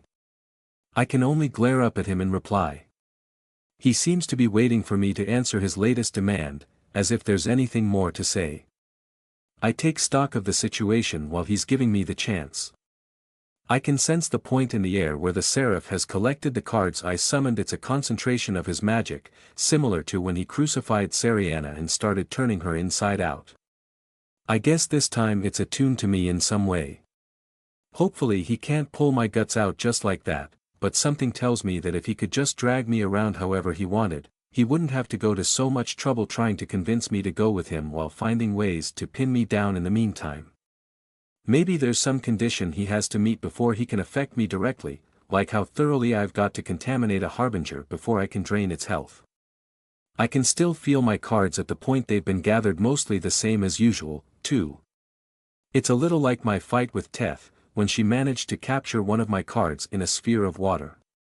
My will still reaches my cards from afar, but they feel heavy. Incredibly heavy, weighed down to that spot. The pressure on them is constant, and it's difficult to get them to budge. Almost like he's grabbed me by the wrist and has me held there, and all I can do is struggle against his strength. What's worse is that despite disarming me, he's keeping his distance from the cards as if he already knows what the infected ones can do. If he had them close by, then I might be able to catch him off guard by detonating them, but there's no point in releasing my scourge if he's too far away to be engulfed by the resulting plague mist. Where he is now, he's just far enough to make escaping on reaction easy. Does he somehow already know enough about my magic to prepare against it, or is it something else? Even if he does know how I fight, though, there's something he's overlooked. Without sparing another word, I immerse my body in my stored health and sprint to the left of the Seraph opposite of where he's gathered my deck and start putting distance between us again. Oh. Gotta tucker yourself out some more, he mocks, turning his neck to follow my movement before his entire body revolves smoothly in the air to face me again. I don't wait for him to react. The moment I've found a decent angle, I simply dismiss all my cards and resummon them around me. They vanish from the point he's drawn them to and reappear back in my orbit. But the invisible force drawing them to that single point the Seraph anchored in the world hasn't yet disappeared. I figured as much. That's why the moment my tarot cards manifest around me again, I launch them all at once. The only outside force acting on my cards is sending them towards that one specific spot the Seraph has chosen, so before they reach it, I have little trouble moving them in any other direction I choose, so long as they're also still moving towards it. And since my cards are constantly being drawn toward a specific spot, I can guide their path to pass through where the Stardust Seraph currently is by putting myself between him and that point. I can hit him even as he's tearing my cards away. In fact, the force that's pulling them makes their flight towards their target even faster. As though tossed into the sky and blown away on a passing gale, the deck scatters at my command. Some of the cards dart straight through the air at whatever angle I've managed to direct them to, while others twirl on their sides like spinning blades as I spread them further from my main volley, causing them to fly in more of an arc than a straight line. I try to hold some of my cards back against the pull of the Seraph's anchor with my will, and while I can't entirely stop them from being sucked in, I do manage to delay their travel, slowing how fast they go compared to the other cards. Some cards I hold back harder than others, so they'll arrive at different times rather than all at once. Riding on the same blinding speed he disarmed me with before, I barrage the Seraph from every angle. He folds his arms behind his back as one card races towards him, then casually turns aside to evade its path. In the same movement, he slides backwards through the air into what looks like a wide gap in the wave of tarot cards I've unleashed and right into the blast zone of one of the 4 blighted cards I'd conjured with this deck. I don't know what Teth's condition was after I afflicted her, but I know she's still alive, and right now, that's good enough for me. If Teth could survive this, then I'm sure the Stardust Seraph can. I just hope it's enough to even slow him down. Right as I will that diseased card to detonate, though, the Seraph suddenly shoots in the direction opposite of it at incredible speed, like a crimson comet traced across the sky. He escapes the cloud of noxious fog that bursts forth, twirling once as he moves to deflect a blank card his path happens to cross off one of his wings. He's too slippery. I'm not done yet, though. The Seraph's course takes him safely outside the range of 2 of my other blighted cards, but I've held back the 4th and last one as long as I could, saving it for the end. It's now arcing through the air, about to draw close to the Seraph's current position. It's not as close as he was to the last card I burst, but if he keeps moving in the direction he is right now, he'll fly right into the plague cloud that blooms from it. I timed the explosion perfectly, but at the very last second, the Seraph bounces upwards off empty air, skirting the edge of the cloud of illness for a moment before completely escaping its reach. He passes behind the point where he's once again gathered all the cards I flung at him, then comes to a sudden halt. "That won't work, princess," he calls out to me. He sounds like he's enjoying himself. But he's also right where I want him, finally close enough to the anchor point that I just might catch him. Yet, before I have the chance to use the next 2 infected cards, both of them slide out of the floating deck and hit the street below like a pair of falling rocks. He made a second anchor point on the streets right below the original one. I can feel it. The only difference is, this one only draws my corrupted cards towards it, dividing them from the blank cards. He's already figured me out. I grit my teeth. As the toxic mist from the previous 2 bursts gradually swells outwards, forming a curtain of smog between me and the Seraph that's slowly drawing closed, I detonate the 2 remaining blighted cards to speed up the process. Emerald haze rises up, joining the 2 disparate clouds and engulfing the street.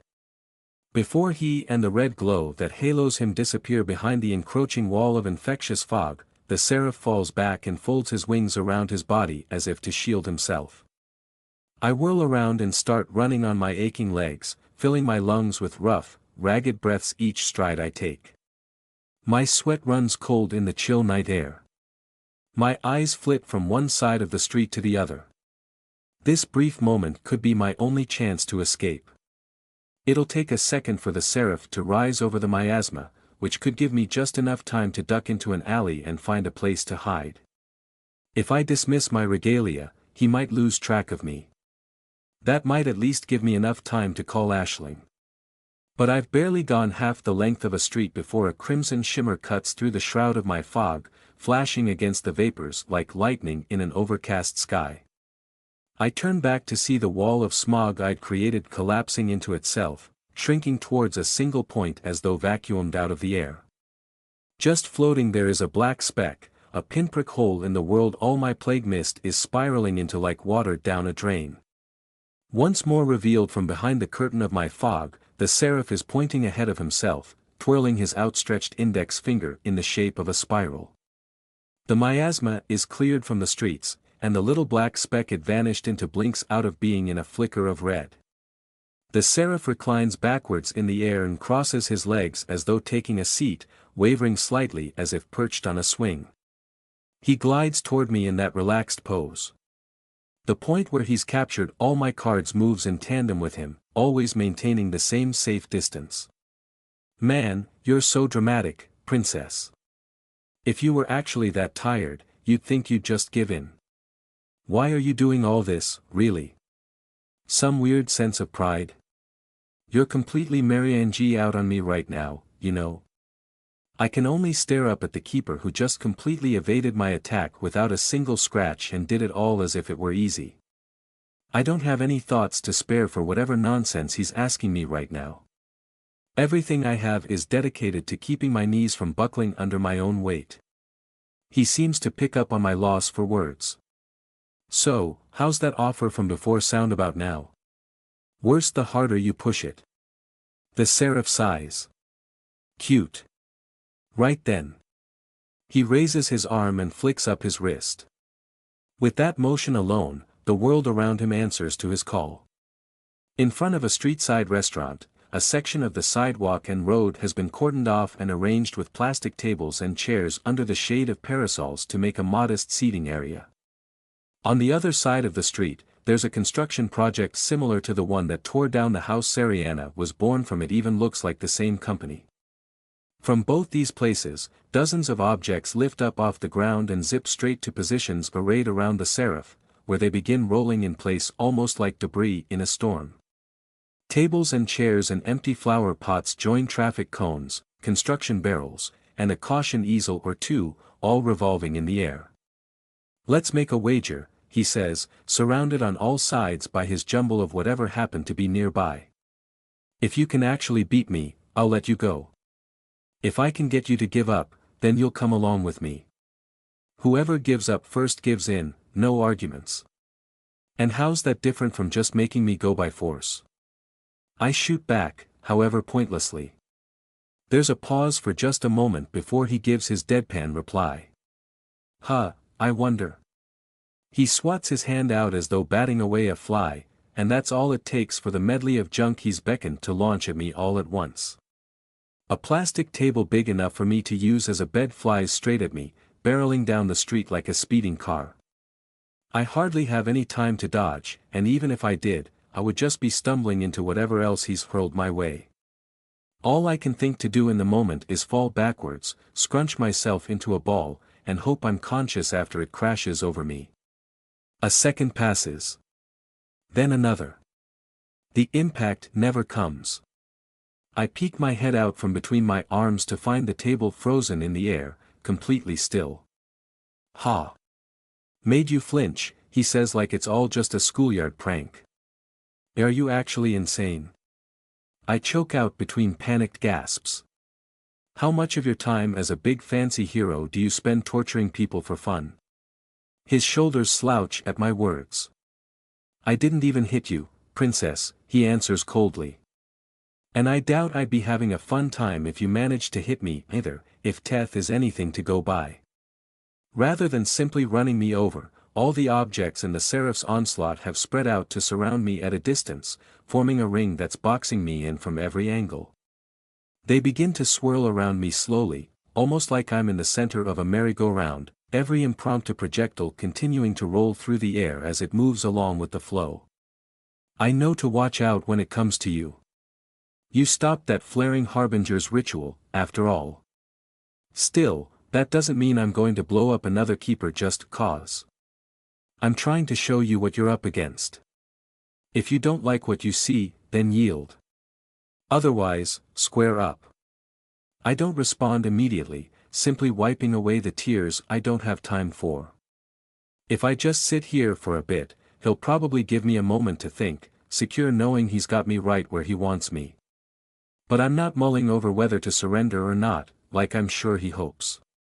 The only thing on my mind is how to get out of this.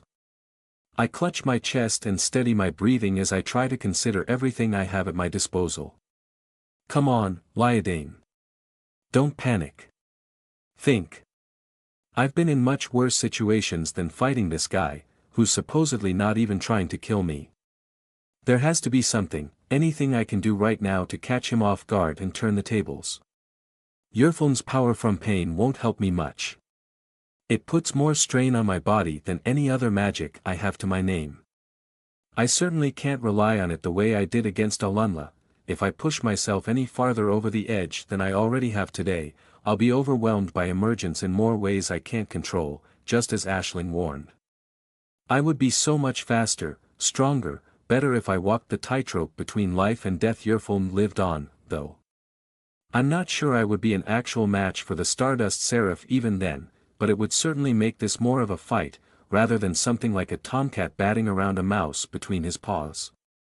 It would have made it easy to dodge through his entire barrage from before. I just would have done it, just by willing myself to. Given I could resist the pull he has on my cards to some extent already, I'm sure I could actually seize my cards from his grip, too, at least with how much force the anchor point is currently exerting on them. But I'm certain that if I embraced Yrfln's ideal right now, something would happen to me that there would be no coming back from. I've never felt less human than when I was in that state. What I gained from Alunla's heart doesn't give me much to work with either. There's something deeper to its curse than simply understanding harbingers better, something intrinsic to its nature, but I haven't had the time to explore how to use it. I certainly don't now. The magical perception Irakia's morsels earned me doesn't seem especially suited to the situation. Transferring the vision from one of my eyes into a card and controlling it remotely seems good for scouting, but it would disorient me more than it helps. I don't even know if it could help at all, not while the Seraph has control of where all my cards end up anyway. Maybe the key to that lies in figuring out the rules and limits behind whatever power he's using to control my cards in the first place. The Seraph's powers seem completely overwhelming to me, fast, impossible to challenge, and capable of overcoming anything I throw at them. But even though he seems to have the power to fling anything around him however he wants with only his thoughts, how come he never just picks me up and holds me in place? That would end this instantly. The answer is simple: he can't do that. Just like I can't just drain a harbinger of its health like I can a normal person. It's hard to directly interfere with other beings of magic when they're resisting you. You have to dig your claws into them somehow first. What does that say about Maid, then, who I can drain as easily as I can any normal person? I don't have any time to spare thinking about that. Which leaves the latest heart I've swallowed. Does Seriana have anything for me? When I search inside myself, feeling the shape of Seriana's soul and the dying thoughts she left with me, I get an abstract sense of the new way my power has grown through hers. And when I do, everything clicks into place. I may have missed my chance to swallow the entirety of Irakia's heart when I split it with Maid, but it did start my magic down a particular path. A path Seriana's heart is all too eager to lead me down. I'd thought that Seriana and Irakia had similar tricks before, even if Seriana couldn't twist perception as freely as Irakia until later. She could intrude into my dreams, and even inflict nightmares in the waking world after she donned that mask, similar to Irakia's mental attacks. I'm not sure I understand how much the two of them truly shared, beyond their desperate rejection of the cruel reality in which they found themselves trapped, but where Irakia's lost and broken truth once ended within me like a road into a chasm, Seriana's connects and continues on, their hearts building on one another with my magic as the foundation. This could be it. This could be my key to victory. It's something the Seraph would never expect. Could using this new expression of my magic be doing exactly what Aisling warned me against? Maybe, but if I'm careful and keep things small, there's no way it'll affect me the way betting everything on Yerflun's power would. The only problem is that whether the Stardust Seraph expects something or not doesn't seem to actually matter. He might only have been doing this for a couple years, but that's an eternity next to my couple of months. He's much more experienced than me. He's clearly prepared for any sneak attack I might muster. He's had no trouble seeing through every last attack I've made so far. Well, the Seraph asks, his patience finally starting to wear thin. I conjure my cane, pick myself up on wobbling limbs, and look up through the jumble of floating debris to stare daggers at him. Burning an inner candle of the stolen life that got me into this mess in the first place, I spread my legs out and raise my free arm defensively to show him this isn't over yet. I don't think there's any point in trying to get him to lower his guard by pretending to surrender. Out of all the bad things I can say about the Seraph right now, the one thing he definitely isn't is stupid. Still, he's playing around like this is some game, and that means he's not fighting like his life depends on it. Like mine does. He lets out a chuckle and simply says, "All right then," before flicking a finger at the empty air. A cold shock jolts up my spine. Faintly, I feel his magic lashing out at me from behind. I duck down and fall to my knees, and immediately watch as a construction barrel hurtles overhead before passing back into the ring of churning debris. What? If I had been a second slower, that heavy drum would have bashed me over the head and planted my face into the pavement. Just the realization it came so close to hitting me makes my black blood turn to ice in my veins. No matter how I look at it, I would have died. This fragile body of mine would have broken into pieces and I'd have died. The image of my corpse lying sprawled out against the street, a great raven of plague and hunger and malice ripping out from within before being crushed beneath the Seraph's power flashes through my mind. The only reason that premonition died as nothing but a nightmare in my thoughts is because I sensed the Seraph's attack and dodged at the very last moment. I turn widened eyes back up to the Seraph. The impenetrable tint of his visor gives nothing away. Were all his words just lies? I thought he was just going to try to wear me down until I couldn't fight anymore. I've done terrible things to people, but I don't deserve to be treated like the latest incarnation of Sophia the Deathless, do I? Unless they were a real menace, a clear and present danger to everyone around them, killing a keeper would be a disaster even for the Seraph, wouldn't it? Maybe not. Maybe he's gotten away with this before. After all the violence connected to Mary Highland was buried until nothing remained but conspiracy tracks on the Coral Sea. If the church would go that far to protect some random new keeper, how much further would they go to protect their golden boy? Another gesture from the Seraph draws 6 chairs from the ring's swirling flow and into the air above me. I spring back to my feet and dodge frantically as the chairs rain down one after another towards my position, clacking harshly against the street with each impact. My constant drip feed of health keeps me nimble despite how tired I am. Next come 3 dusty traffic cones thrusting towards me like torpedoes, all disappearing back into the ring once I've avoided them. He immediately launches 6 more, this time coming at me from every angle. Half of them seem to speed by harmlessly, just orange blurs coursing through the air to confuse me. I lunge behind one of the chairs he's left inside the ring to escape the rest, guessing he won't have aimed his attacks towards something that would cut them off mid-flight. I'm right, and the 3 traffic cones sail past me. Before I can congratulate myself, however, the chair shifts to the side, making way for a 7th traffic cone. I push upright on my cane just in time for the cone's tip to slam into my stomach. All the air is forced out of my lungs from the blow. The cone just keeps traveling forward as I fall away. I'm knocked backwards and skid across the road. A piercing, tender ache spreads out across my belly. It starts dull and then becomes searing. My throat chokes on the pain and smothers the cries I couldn't have made anyway on account of my lungs being empty. But there's no time to dwell on any of that, because even with my eyes blurring with another round of agonized tears, I can still sense a point of the Seraph's magic shifting just above me. I roll to the side as another plastic chair slams down, probably trying to pin me underneath its legs. My entire body winces with pain each time my belly touches the ground.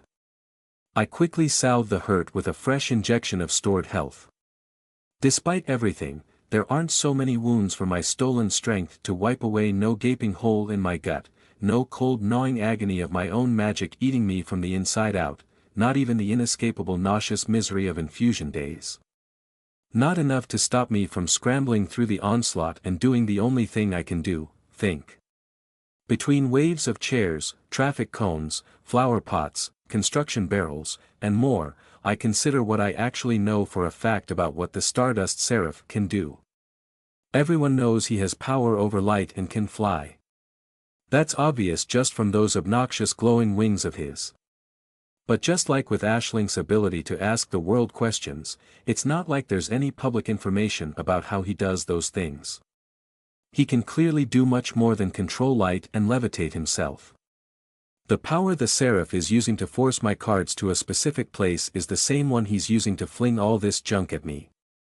Each of the projectiles the Seraph is tossing around right now is affected by a separate point, invisible to everything but my magical senses, that's pulling them towards a particular spot. The Seraph isn't moving the objects themselves, but the points they've been bound to, and the objects just happen to move along with them. I can almost sense these points in motion if I focus, predicting what direction he's attacking from, but it's a rough, vague sense, an eerie chill creeping up the back of my neck that warns me where not to dodge as I'm pelted from every angle. It's hard to focus on it while I'm gathering my thoughts. Whatever he's doing here might be how he can fly, too, but it's not just levitation. He can make things heavier and even crush them. Unlike when he's moving objects from one place to a point he's chosen, when he's used his magic to weigh things down, it's spread out as a field of hazed over air, shimmering like a twilight mirage. As a plastic drum and several empty flower pots whirl past me as though caught in a windstorm, I start to wonder. Maybe making things float and forcing them against the ground are just 2 sides of the same coin, and this field is something he got from a harbinger, building off his original magic the same way the hearts I've eaten have built off mine. Maybe the only thing he's doing is changing how heavy things are, but in different directions. The invisible points formed from his magic are like anchors that draw objects to them, after all. What if light isn't what he's about at all? It could just be one expression of his power, the same way I just happen to be able to control my cards. From everything I've seen tonight, could what he's actually controlling be gravity? My thoughts racing, I duck under an appended table as it spins overhead like a giant frisbee. Throughout the endless days I've spent in hospital beds, one of the only things I had to pass my remaining time was read. Across the countless pages I've turned, I know I've had gravity explained to me at least once. I still don't really get it. But I do know it's the law that says everything that goes up is destined to fall back to the earth, a law the Seraph defies whenever he seems to feel like it. Can you control light with gravity to sculpt it into feathers? Does it matter if you can when it comes to magic? Maybe it's something he can just do like I can just summon my cards. I don't know. The Seraph's onslaught is becoming more intense. The improvised armory of random junk he picked up off the side of the road catapults at and around me in organized patterns. First he draws out half the plastic chairs from the swirling junk ring surrounding me and lines them up in a row on one side of it, their legs hovering just a millimeter off the street. With a swipe of his hand, the chairs all rush forward, raking across the breadth of the ring. I rush towards the attack myself, leaping onto the seat of one of the chairs and using it as a stepping stone to vault over its back and right into the path of an oncoming construction barrel. I throw my arms in front of my face before I'm bunted out of the air by a dull, hollow impact. I land hard on my back for the second time since this ordeal began, and stagger up with my cane twice as quickly. I'm not going to give the Stardust Seraph the slightest hint that I might be slowing down, that what he's doing is working. And it's good that I'm quick on the recovery, because the line of chairs he sent my way before is now coming right back at me, moving in reverse. I rush towards the throne once again and, right as they're about to run me down, I dig the end of my cane into the pavement and use its leverage to force my light body into the air. I lift my cane off the ground as well just as the backs of the chairs pass under me before finally landing safely on the other side. The sound of clapping rings out through the night. Well done, princess. Finally getting into the groove? Maybe. I'm sure I'm getting better at squirming through his debris, if only thanks to him pushing me this far. Thanks to all the strength I've stolen, all the pain I've caused that's now going to waste humoring the Seraph. So I say nothing. I just dart my eyes around the ring, ready to deal with whatever the Seraph sends at me next, and find the various types of plastic objects that make it up have been arranged into different circles, each a separate layer in the overall ring. Even the height and speed each circle is revolving at is different.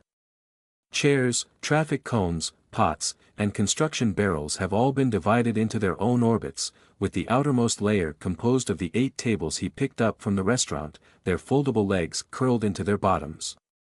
Above it all, the 2 caution easels rotate in a windmill spin, their frames splayed out like open flip books. The Seraph drifts lazily beyond, lounging against one of his wings as he hangs in the air.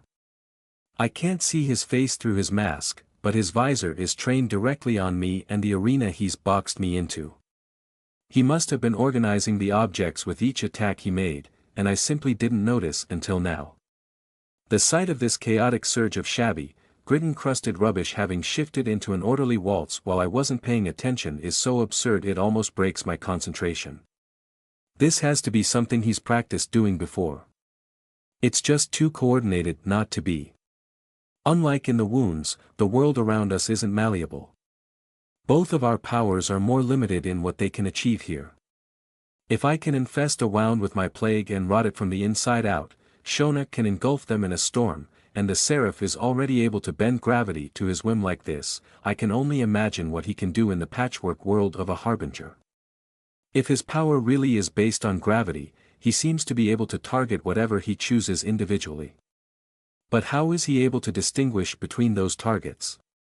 Maybe he can do it by sight, but he could also distinguish my blighted cards from my blank cards and separate them that way. Back when he crucified Sariana, it seemed like he was concentrating his magic at that point and tuning it to her somehow.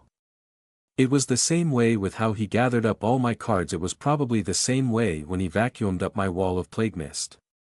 After all, it's not like I felt any breeze rushing past me and into that hole he'd poked in the world. There was no suction on the air. The only thing affected was the fog. Shona told me before that the Seraph can sense harbingers from miles away. When it came to dealing with magic, like when he tore open Sariana and stole my cards, maybe the way he's attuning these points of gravity to his targets is based on the auras he senses. That would even explain how he was able to divide my tarot deck between blank and blighted cards, creating specific anchor points for each. My blighted cards are more strongly concentrated with me. Of course. If his senses are really that good, it's no wonder he could tell which of my cards were imbued with my blight and get out of their way before they were a threat. He was just teasing me back then, intentionally drawing right into their range and then leaping out of the way before they could even graze him. It must be even easier for him than it is for me to sense the points where his magic is most concentrated. Just like I could sense Roland's presence even when he was invisible and hard to pinpoint, he should be able to sense attacks with my cards before they happen. If that's the case, then no matter what angle I come at him from, he'll be able to anticipate that direction and react accordingly. Even if I attack from multiple angles at once, it's hopeless. He can buzz around however he wants and dodge or deflect anything I throw at him on reaction. But that also means that his focus is trained on keeping track of me and my magic. If an aura feels especially different from mine, I'm sure he'd pick up on it, but maybe he won't notice it immediately. So rather than cards filled to the brim with my illness, bursting with my unique flavor of curse, what if I instead used one filled with something else entirely? A scourge extracted from the corpse of a demon. A card I've been holding in reserve since the first time I struggled for my life in this world of magic and nightmares. The disease I ripped from Yerfilm, the purpose behind its being. My dad took me to a museum for my birthday once. Before my illness truly started to take its toll. Before I truly understood what it meant to die. Back when I still had friends. Even though it couldn't have been more than a few years ago, it feels like such a long time has passed since then. But then, a few years ago, could cover an entire third of my life. The museum was dedicated to the studio behind a particular animated movie I was obsessed with back then. The movie was about a group of secondary school girls from different walks of life coming together to join an expedition headed to the freezing sea. Each had their own reasons for coming along, but they all shared the same determination. The main character was just a normal teenage girl a little older than I am now, but she was convinced she wasn't living her life to the fullest, so she wanted to make the most of her youth by getting involved with something big and going on an adventure. At this museum, there was a weird little toy they had on display. They called it a zoetrope. There were 8 cylinders mounted on top of each other like a wedding cake, each narrower than the one below it, and perched on top of each was a series of sculptures arranged in a circle. The sculptures were all of characters from the famous movies the studio had made. Each circle was dedicated to a different character, and only that character, each sculpture of them within their circle posed slightly different than the one beside it. The whole arrangement began to spin. Faster, faster, until it was all nothing but a blur.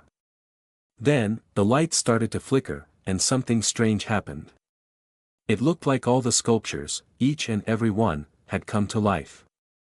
It was like how pictures in a flip book showed a drawing of the same thing on each page, but in just a slightly different pose or place, so when you flipped through, it looked like the image was really moving. These weren't just pictures, though. They were really there, right in front of me. The flickering lights made the characters' motions stick in the eye for just a moment, giving the sense they were standing in place, while each sculpture was rapidly replacing the last one, making them appear to be moving on their own. It was mesmerizing. I remember that day vividly. I remember how warm my dad's hand felt in mine.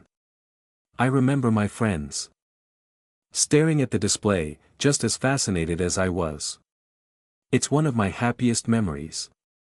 So of course I ruined that memory by recalling it now, as the Seraph's crimson glow above and the dim light of the lamps lining the street dance off the shapes of the junk that's come to revolve around me.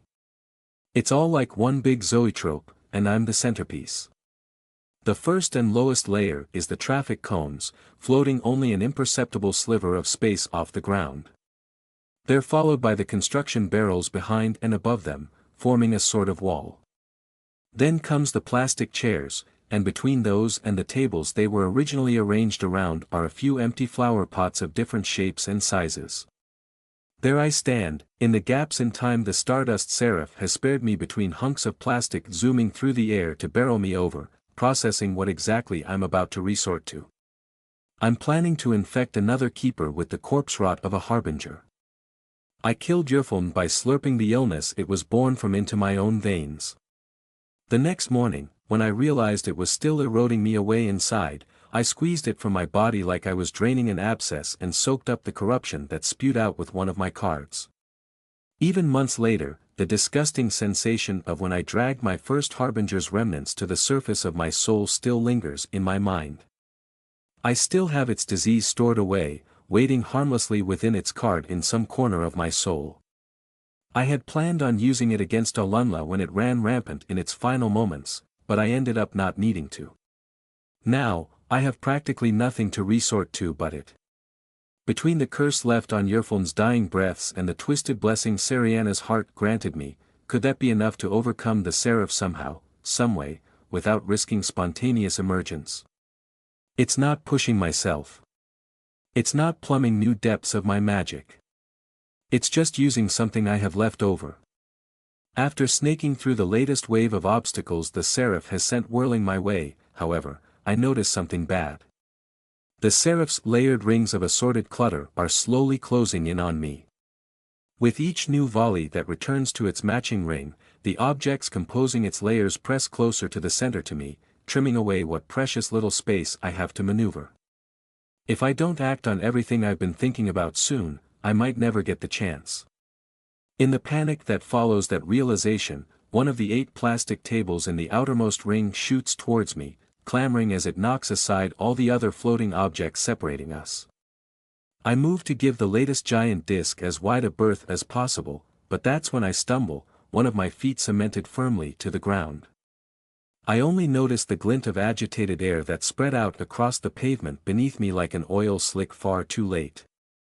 Just like the first time the Seraph caught me with this trick of his, I jerk forward, planting my free foot onto the street and the hazy puddle of his distortion. The blur is spread out over only a thin layer across the ground, but the force behind it is far more intense than the last time he tried to weigh me down. I'm stuck like a bug caught in fly paper, and the Seraph is bringing his swatter down on me. I don't know if it's a trick of my own mind as it hopelessly watches disaster draw closer with each moment, or something the Seraph is making happen, but the table coming at me seems to slow down, if only by a margin. It's about level with my waist, and its legs are folded into its bottom just like the Seraph has done with the others. Even with my movements restrained like this, I could easily duck under the table. I've done it several times already. If I do that now, though, I'll be right where the Seraph wants me. If my hands touch the ground at any point, they'll be glued to the street the same as my feet. I'm not exactly the picture of dexterity on my best days, and if I try just to crouch while my boots are fixed awkwardly in place, I risk losing my balance and touching the ground with even more of my body anyway. Even if I pulled it off, I'd still be left with no way to protect myself against whatever the Seraph tries to hit me with next while I'm trying to stand back up. In the first place, he could always just stop the table over my head and lower it down on me until I was forced to touch the ground, and there would be nothing I could do. So I can't duck. It'll all be over if I do. But if I let the table hit me, I'll be knocked flat against the street anyway, and I can only hope the distortion or my boots have enough give that my ankles don't shatter in the process. There's no way out. The Seraph is trying to checkmate me here. Is that why the table seemed to slow down, because I've already fallen into his trap? But there's something different about this distortion from the last one the Seraph used to weigh me down. There's no uncomfortable sensation of my toes being scrunched against the footbed of my boots. Right. The blur seems stretched flat over the street like a plastic film. Maybe lessening how much space the distortion covered is why it's so intense compared to last time, and allowed the Seraph to unfold it under me more quickly. Whatever the case, I can still move my feet just fine. It's only my boots that are fixed in place at the soles. And my boots are just a part of my regalia, something I can conjure or dismiss as I please. Right as the spinning table is about to slam into my stomach, I lunge forward in the very same instant I will my boots to disappear. In the next moment, my face smacks the slightly dusty white surface and I feel myself begin to revolve. I made it. I'm splayed out across the table now, however precariously. Hanging on for dear life, I raise my eyes and force down the nausea that comes with watching the world swirl past me in a blur. Flooding my limbs with yet another injection of stolen life, I pull myself to my knees and try to get my bearings. No matter where my eyes land as the table spins and spins, there's only one direction where the wall of the Seraph's rubbish zoetrope seems to be getting closer. But my escape hasn't gone unnoticed. I feel the table begin to tilt to one side as if to spill me off, causing the shaky platform I've made of it to become more unstable than ever before. Right as the table is about to flip completely on its side and send me tumbling to the pavement, I time my jump and leap off its surface into the Seraph's rings of junk, using the height the table gives me to bound over the ring's first hurdle, the traffic cones. As I pass over them, the cones all shoot straight upwards as one to try and catch me. "Gah, damn," the Seraph yells out from behind as the first ring misses its mark.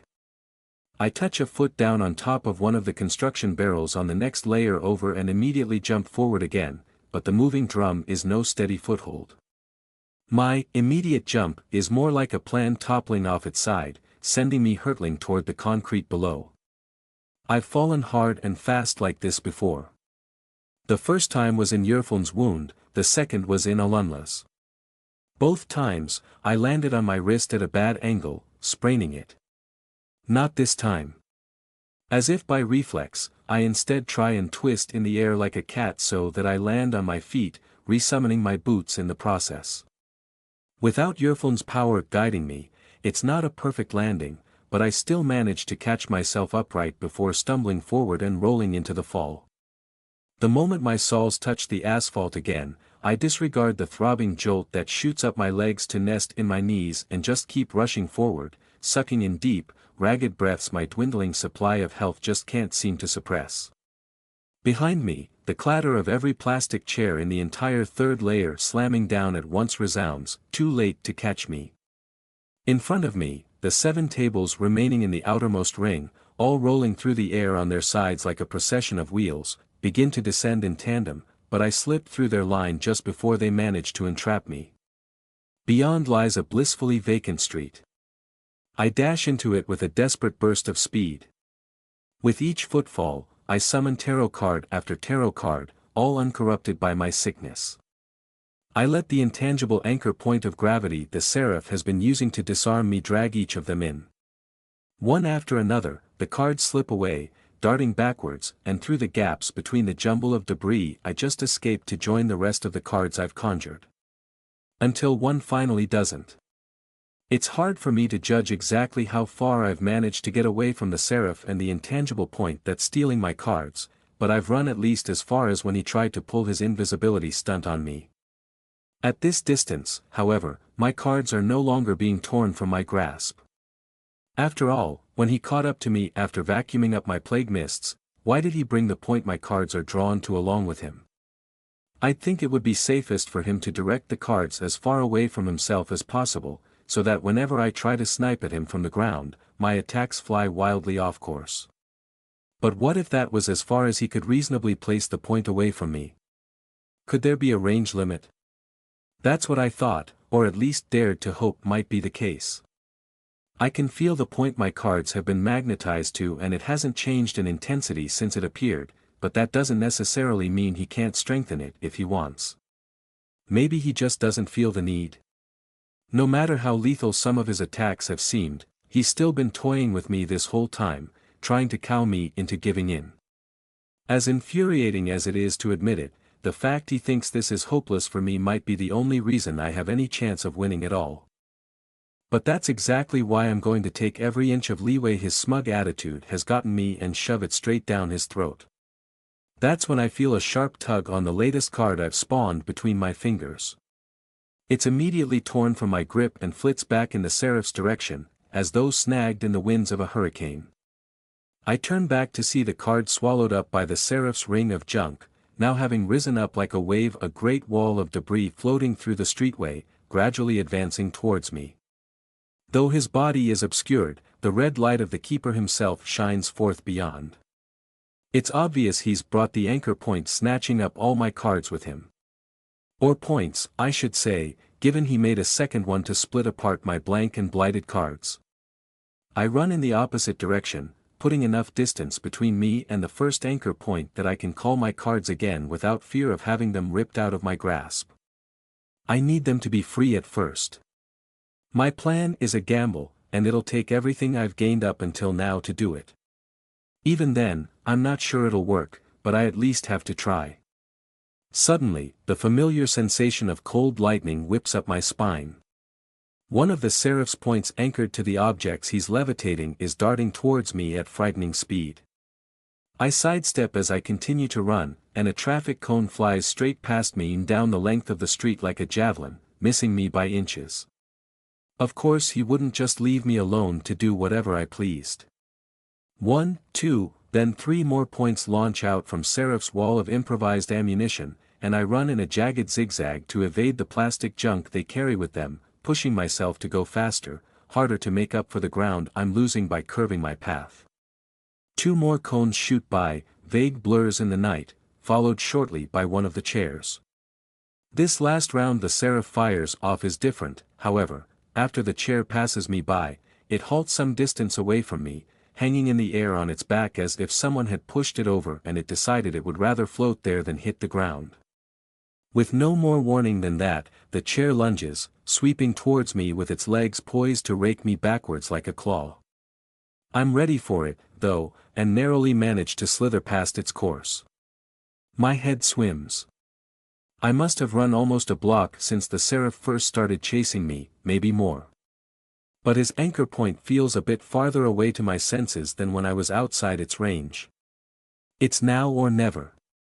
I summon 14 of my 18 remaining blighted cards while I keep on running. I shut my left eye, giving its sight to one of them, the Hanged Man. Its image is of a vaguely human figure suspended in the sky, staring down in horror at an endless expanse of bizarre nonsense shapes. The darkness occluding half my vision is flooded once more with the dim illumination of the streets as Iraqia's power divides my perspective between 2 different views. Before I can get disoriented, I beckon the Hanged Man to float right in front of my closed eye, letting me see almost normally for the moment, then stack the remaining 13 blighted cards behind its back. I come to a stop and nearly keel over. My body is slick with sweat and my lungs are screaming for more air than my puny gasps seem able to provide. I'm so tired. I just want to be home. But because the Stardust Seraph decided to be a bastard tonight, I've got to do this. I've got to keep going. And because he's put me through this, I don't care what I have to do or what I have to put him through to end it. I turn around and duck as another cone shoots my way, barely missing me. Its square-shaped base catches on my hood and pulls it back as it goes. My hair flutters in the whoosh of air that follows its wake. Ahead of me, the Seraph's advancing wall of junk looks just as if he'd unraveled the ring he'd trapped me inside and started pushing it forward. There's a high rise to my left. I part the Hanged Man from my eyelid and send the 14-card pile it leads to scale up its side. The Hanged Man's viewpoint is pressed nearly up against the building's windows when I will the cards to climb, showing me a glimpse of each floor's office space with every story it passes. Once they get high enough, they should be outside the range of the Seraph's gravity. He'll almost certainly still be able to sense them coming, gorged on my plague as they are, but that's fine. It's best if he does. But it'll all be for nothing if the cards end up back in his anchor point's range before I want them to, so I give the Seraph a reason to stop in his tracks. I turn to face him. This entire confrontation, I've just been running away over and over again, trying to put distance between us. It was right of me to. I'm not meant to fight face to face. I've realized that obvious truth by now. It's not in my nature to be physical, or to attack head-on. My body, my illness, my life all reject it at every moment. I hate it. I hate the throbbing aches racking through my body with every step I take. I hate how the cold night air needles against my raw throat. I hate the disgusting way my regalia feels sticking to my skin from all the sweat. I hate the inexplicable taste of blood in my mouth on my rough, dry tongue. I hate the sound of my own heart drumming relentlessly in my ears. I hate it. I hate it. I hate it. If I get out of this alive, I'm never going to let myself fight like this ever again. But right now, with my back against the wall, there's no other option. And despite everything else, it is my nature to push myself too hard. So taking one deep, final breath, I charge. The Seraph's wall of junk halts in place. The tips of the traffic cones on the frontmost layer all point at me like a phalanx lowering their spears. One of them launches directly at me, I weave to the side to dodge. Then another comes, and I dodge and I weave and I stumble over my own feet, but no matter what I just keep running forward. In the meantime, the hanged man reaches the roof of the building. It's a strange, awkward experience looking at two entirely different places at once, the sight in front of me, and the sight of the hanged man floating above. Sacrificing half my vision to do it doesn't help. But I can feel how far my cards are away from me, and with Irakia's power showing me their surroundings, I can direct them with precision from a distance. I will the hanged man and the cards it leads to move over the Stardust Seraph's position and then devote the rest of my concentration to surviving the Seraph's next assault. Just in time, too, as the Seraph catapults half of his gathered construction barrels at me all at once in a scattershot barrage. Rather than try to vault over one of the drums roll bouncing close to the ground, I shield my face and try to ram past one of the higher flying ones. I'm instantly knocked off my feet. Even with all my stolen strength, even with a hollow object like that barrel, my body is just too small, too light to ever take on something that big head first. But ignoring the throb in my arms from the impact, I bet on the slightness of my body and lean into the collision. I roll backwards and catch myself, returning to my feet in one rough motion, then immediately keep rushing forward. My elbows sting after scraping against the street during the act, and I can see black feathers peeking out from tears in my sleeves, but I don't have the stored health to spare on soothing them right now. I've been burning my supply at an exhausting rate that's only gotten faster the longer this has gone on. I'm close now. I can feel the fringes of Roland's intense aura bearing down on me again. Just a bit further. I need to position myself so he's sandwiched between me and the anchor point where he's drawing all my blank cards, like I did the last time I attacked him. There's a pause in the movement of the anchor points the Seraph is using to direct the plastic objects, but only for a moment before I sense his next ploy. He's calling back the construction barrels he just volleyed at me. I look over my shoulder to see the drums being arranged in two rows, one stacked atop the other, forming a wall that then immediately begins rushing towards me. It's the same trick as when he sent that chair while I was running away, then called it back to try to drag me in with it. The blockade of gathered debris the Seraph has erected in front of me isn't without gaps, but it's already begun to lurch forward to wrap around me in a ring once again. It's just like him to cut off every route of escape. But the hanged man is already in position, hauling on its back a stockpile of 13 more tainted cards, looming above the Seraph the same way he's loomed above me from the start. I turn the hanged man's face to look at my enemy and find the visor of his mask already looking back. He unravels his folded arms and gives my cards a friendly wave. His audacity is unreal. I'm going to make him pay for it. The half-deck of blighted cards scatters above the Seraph, moving to angles that put him between them and the second anchor point, the one he used to separate my blank cards from those instilled with my scourge. It's situated on the street directly below the first point, poised to drag all my blighted cards to the ground. That means the only way my blighted cards can reach the Seraph is by attacking from above. At my command, 4 of those cards slip into that second anchor point's range, raining down on the Seraph. I detonate them one after another, one below and behind him to his left, one above and behind him to his right, one below and before him to his left, and the last above and before him to his right. The emerald clouds expand outwards in every direction until their vapors merge, enshrouding the Seraph. From every angle. Simply detonating my cards doesn't push me nearly enough to threaten spontaneous emergence either. They were already created with my magic some time ago, and that's where most of the effort was spent. In the brief moment the Seraph is distracted, I dive through a gap in his oncoming wave of debris, slipping between a cluster of rubbery traffic cones and coming out the other end. I hear the stacked wall of construction barrels that was chasing me join the pile with a crash. The blaring sensation of my enemy's presence falls over me. Looking up, I watch as one side of the giant veil of plague mist implodes in on itself, tearing a massive rift in its surface. There the Seraph floats, twirling his pointer finger as he beckons, the same sort of pinprick hole in the world he used to clear out my fog last time.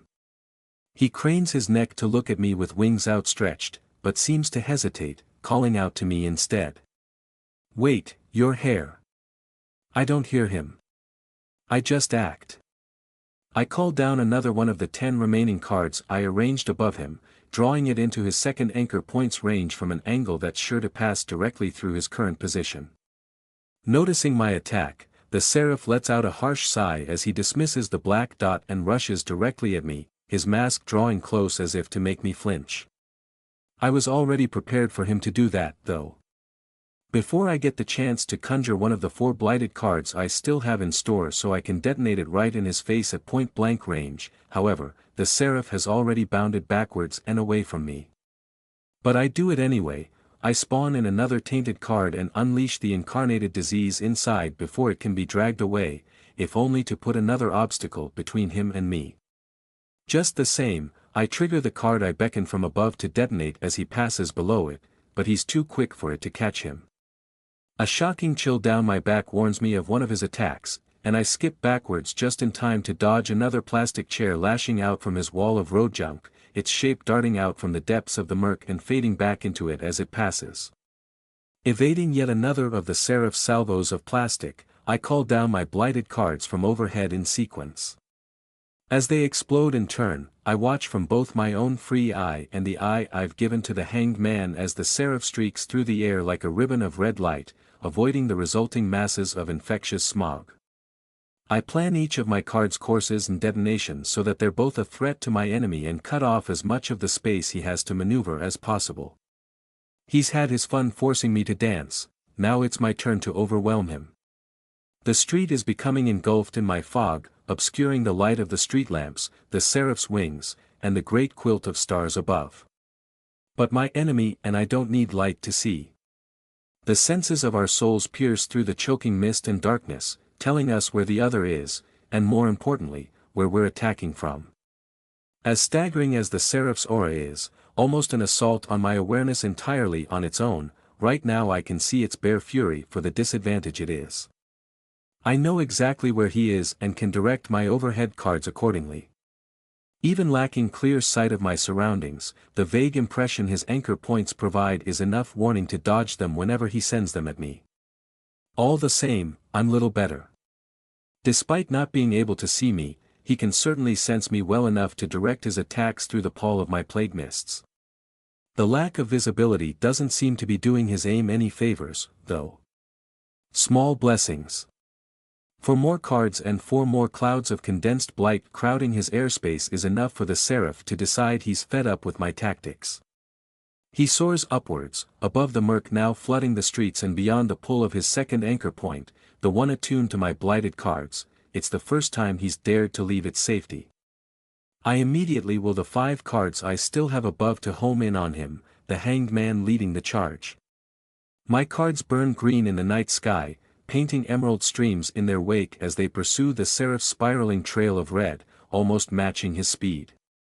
Outside the area controlled by the second anchor point, my cards are free to move however I will them, especially with the viewpoint that Iraqia's power grants me.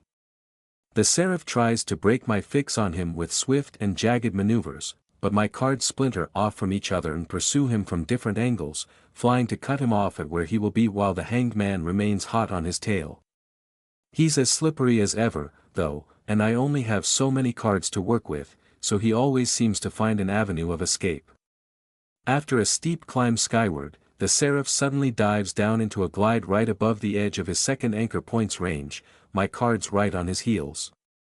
At a glance, his movement seems inefficient, allowing my cards to close in on him, but I already have an idea of what he's up to. I've been expecting it all this time. So I command my cards to break off their pursuit and ascend even before I sense his second anchor point leap up from its position on the street and swiftly shoot straight upwards, the span of its range moving with it. But in the same moment, another cold jolt crackles up my spine. A construction barrel flies out from the depths of the fog. I sense it coming, but I stand there and let it slam into me. The impact sends my small body skidding across the street, but I don't care. The Seraph wants to distract me, disrupt my concentration on what's really important, but I won't let him. My focus remains completely trained on directing my cards beyond the range of his gravity. I don't need this frail little shell to do that. The Seraph is trying to capture my remaining cards using himself as bait, goading me to waste them in a futile chase. But the fact he can move any of his anchor points however he wants isn't news to me. In fact, I expected him to do it earlier, but instead he risked himself on a ruse like this. After all, it's what I've been waiting for. While my cards in the air continue to ascend and spread out along the edge of his gravity, the Seraph lets himself fall down through a gap in the plague mist pervading the streets, back into the range covered by the second anchor point. It now once again overlaps with the first, where a deck of my blank cards remains floating uselessly. His leg rests across the knee of his other, and his arms are casually folded behind his hooded head as he plunges into safety. He seems vulnerable. I pick my tattered body off the street and rush up beneath him. Is now the time? Should I use it early? No. Not yet. He'll have more than enough time to sense it and dodge out of the way, and then I'll have tipped my hand. The fact he has room to taunt me right now means he's still in control. Stick to the plan. I summon one of the last 3 blighted cards I still have stored, flinging it up at the Seraph. The spot where all my blighted cards will rush to has changed, but the Seraph has still carefully positioned himself to be level with the anchor point and a distance away from its center. My card almost immediately goes off course with no chance of hitting him, so I detonate it below him, stealing away just a little more space before my next move, the one that will decide everything. Because at the same time, I've called down all 5 of the cards in the hanged man's retinue remaining above, each entering the range of the anchor point one at a time, with the ones entering from higher above going first. The first of these cards comes at him directly from above.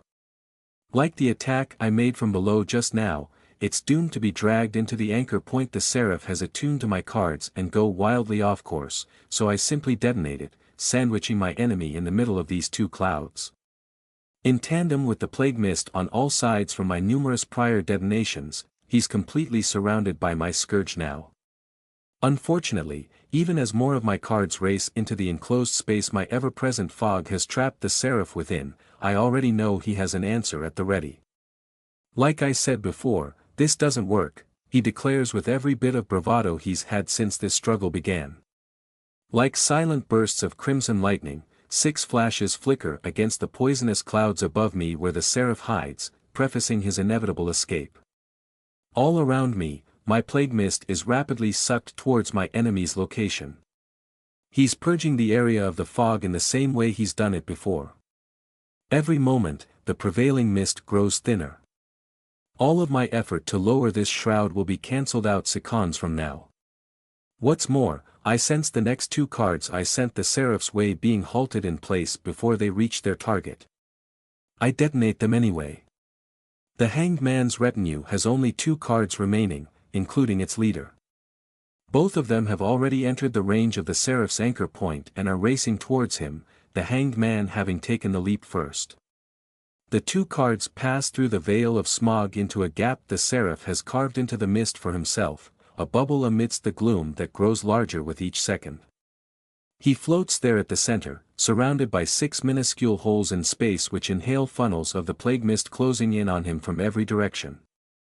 4 of the black dots are arrayed in a square-shaped formation with him at the center, while the other 2 are placed above and below him, sheltering him completely. He revolves his right arm in a spiral with his index finger extended, pointing to the sky, a gesture that seems necessary for him to maintain the black dots. By contrast, his left arm was already midway through the motion of flinging one of his feathers at the hanged man the very moment it entered the bubble. My final card enters the Seraph's shelter amidst the noxious tempest upside down. It's the last thing the hanged man sees, the hermit inverted, a girl in filthy rags falling from the twin peaks of an upside-down mountain, grasping desperately for a formless point of light just out of her reach. I shift the perception of my left eye to the hermit in the instant before the hanged man is skewered by the Seraph's feather of light, avoiding the sharp pain of my left eye being stabbed that would likely follow. My split vision twists and swims in nauseating, nonsensical loops as my perception jumps between the cards. The hermit's first sight is the hanged man stuck in place, anchored to the spot where it was hit. This must have been the fate of the 2 cards that entered this bubble before now. I detonate the hanged man, but its expanding burst of plague mist is immediately torn between the 2 nearest black dots and stifled without any hope of reaching the Seraph. Past the hanged man's dying wisps, the hermit rushes forth, still drawn on the pull of the Seraph's own anchor point. The Seraph sends another scarlet feather to meet it. I detonate it first, causing the Seraph's feather to pass harmlessly through the fog. But my left eye's vision remains amid the vapors. The Seraph evades backwards as the hermit's plague mist expands, forced ever nearer to the murky limits of his shelter. Even now, he continues the swirling motion of his right arm. Instead, the hermit's plague mist abruptly compresses into itself, almost as if sucked back into the card it sprung from to begin with. The compacted vapors sculpt themselves into an upside-down human shape. My shape, but just a little twisted. The other me wears a lusterless, pitch-black mourning dress. Her feathery white hair cascades down her form in a long, shaggy mane damp with a liquid like greenish-black ink. Her pale flesh is as translucent as a jellyfish's, showing off the silhouette of her bones. She only has one eye, my left one, but it glows a poison green brighter even than my own. Seriana hunted by attaching herself to anchors and tormenting them through disposable effigies of herself.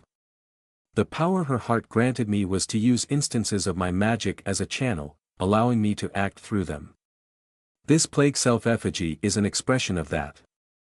My second self floats there upside down, hovering as though buoyed by the wind.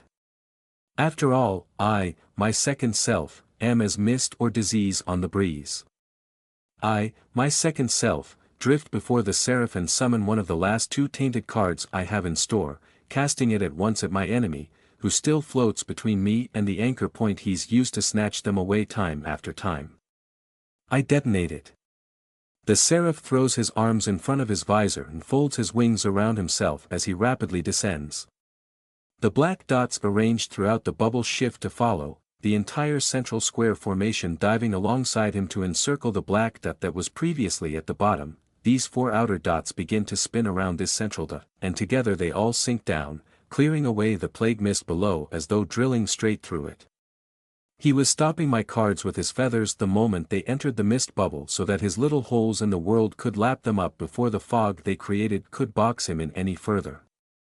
Without those black dots dissipating the incoming plague clouds as they come, there's not enough room in here for him to easily dodge a blighted card going off at such close range, so his best bet was to make more as quickly as possible. That bet pays off, leaving a wedge of newly cleared space below the latest detonation for him to hide in. I can sense his obnoxious aura as it draws closer to my first self, still on the ground beneath. It won't be long now. In the next second, the Seraph calls down the black dot that was above the other 5 to descend into the latest cloud, siphoning it away. At the same time, my second self lunges through the remaining murk. Once she gets close, I'll have her conjure my very last blighted card and detonate it so close he'll have no chance of escaping. The Seraph's left wing detaches from his back and comes apart into a tight whirl of glowing red feathers. They bundle and compress together in an instant to form a spear of crimson light. He thrusts his palm out in the direction of my doppelganger and the spear shoots forward, cutting through the mists and impaling her straight through the stomach. I feel a phantom echo of my double's pain, but while the agonizing sensation of my intestines being skewered and my spine being severed forces me to falter, it's different from when Sariana destroyed the card I was seeing through a couple days ago. This pain lasts only for a moment before I cut the connection to my second self and sweep the pain out of my way. In the same moment, the Seraph's black dots break through the veil of smog up above, revealing his shining figure once more. I summon the Three of Swords, 3 thin blades like long, straight fangs, stabbed through a heart of mottled grey-brown clay and wrapped in blood-red tubes. The card I quarantined Yerfilm's disease within when this all began, when I first fought a Harbinger 2 months ago. There's no pull on it. Like I thought, the Seraph's gravity isn't affecting this card because its aura isn't precisely the same as mine. My effigy's form collapses around the Seraph's spear like a picture made of smoke.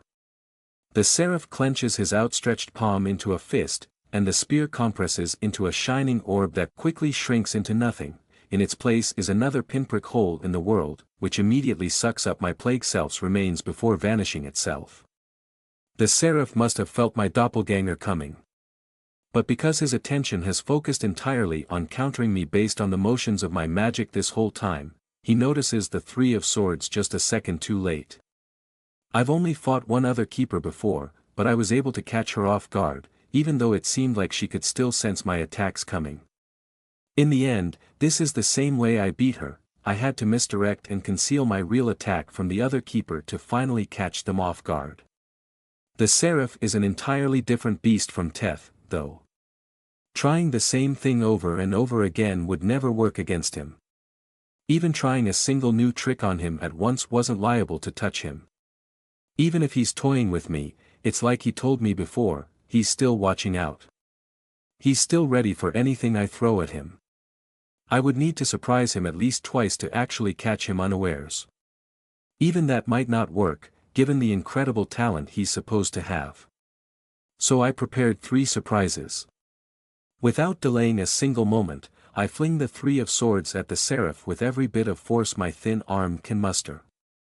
In the same moment, the Seraph turns in the air to face my direction, his remaining wing outstretched. With one great flap, his right wing unleashes a hailstorm of feathers. The Three of Swords sails past them as they rain down on me quicker than my eyes can follow. The feathers pierce through the fabric of my dress and drag me back, forcing me to the ground and pinning me there. They surround me like flowers in a meadow. The air around them shimmers with a familiar tightness that makes my entire body heavy, restraining me from any movement. He's caught me and there's no escape. My panicked gaze turns upwards. I see the Seraph floating above, the Three of Swords embedded in his armor. The corner of the card is lodged into his chest piece. In the milliseconds which make up this seemingly endless moment, I watch him tilt his head down to regard it as if in slow motion. Before I even trigger it to detonate, entirely on its own, as if by its own will, the Three of Swords bursts like a tumorous growth.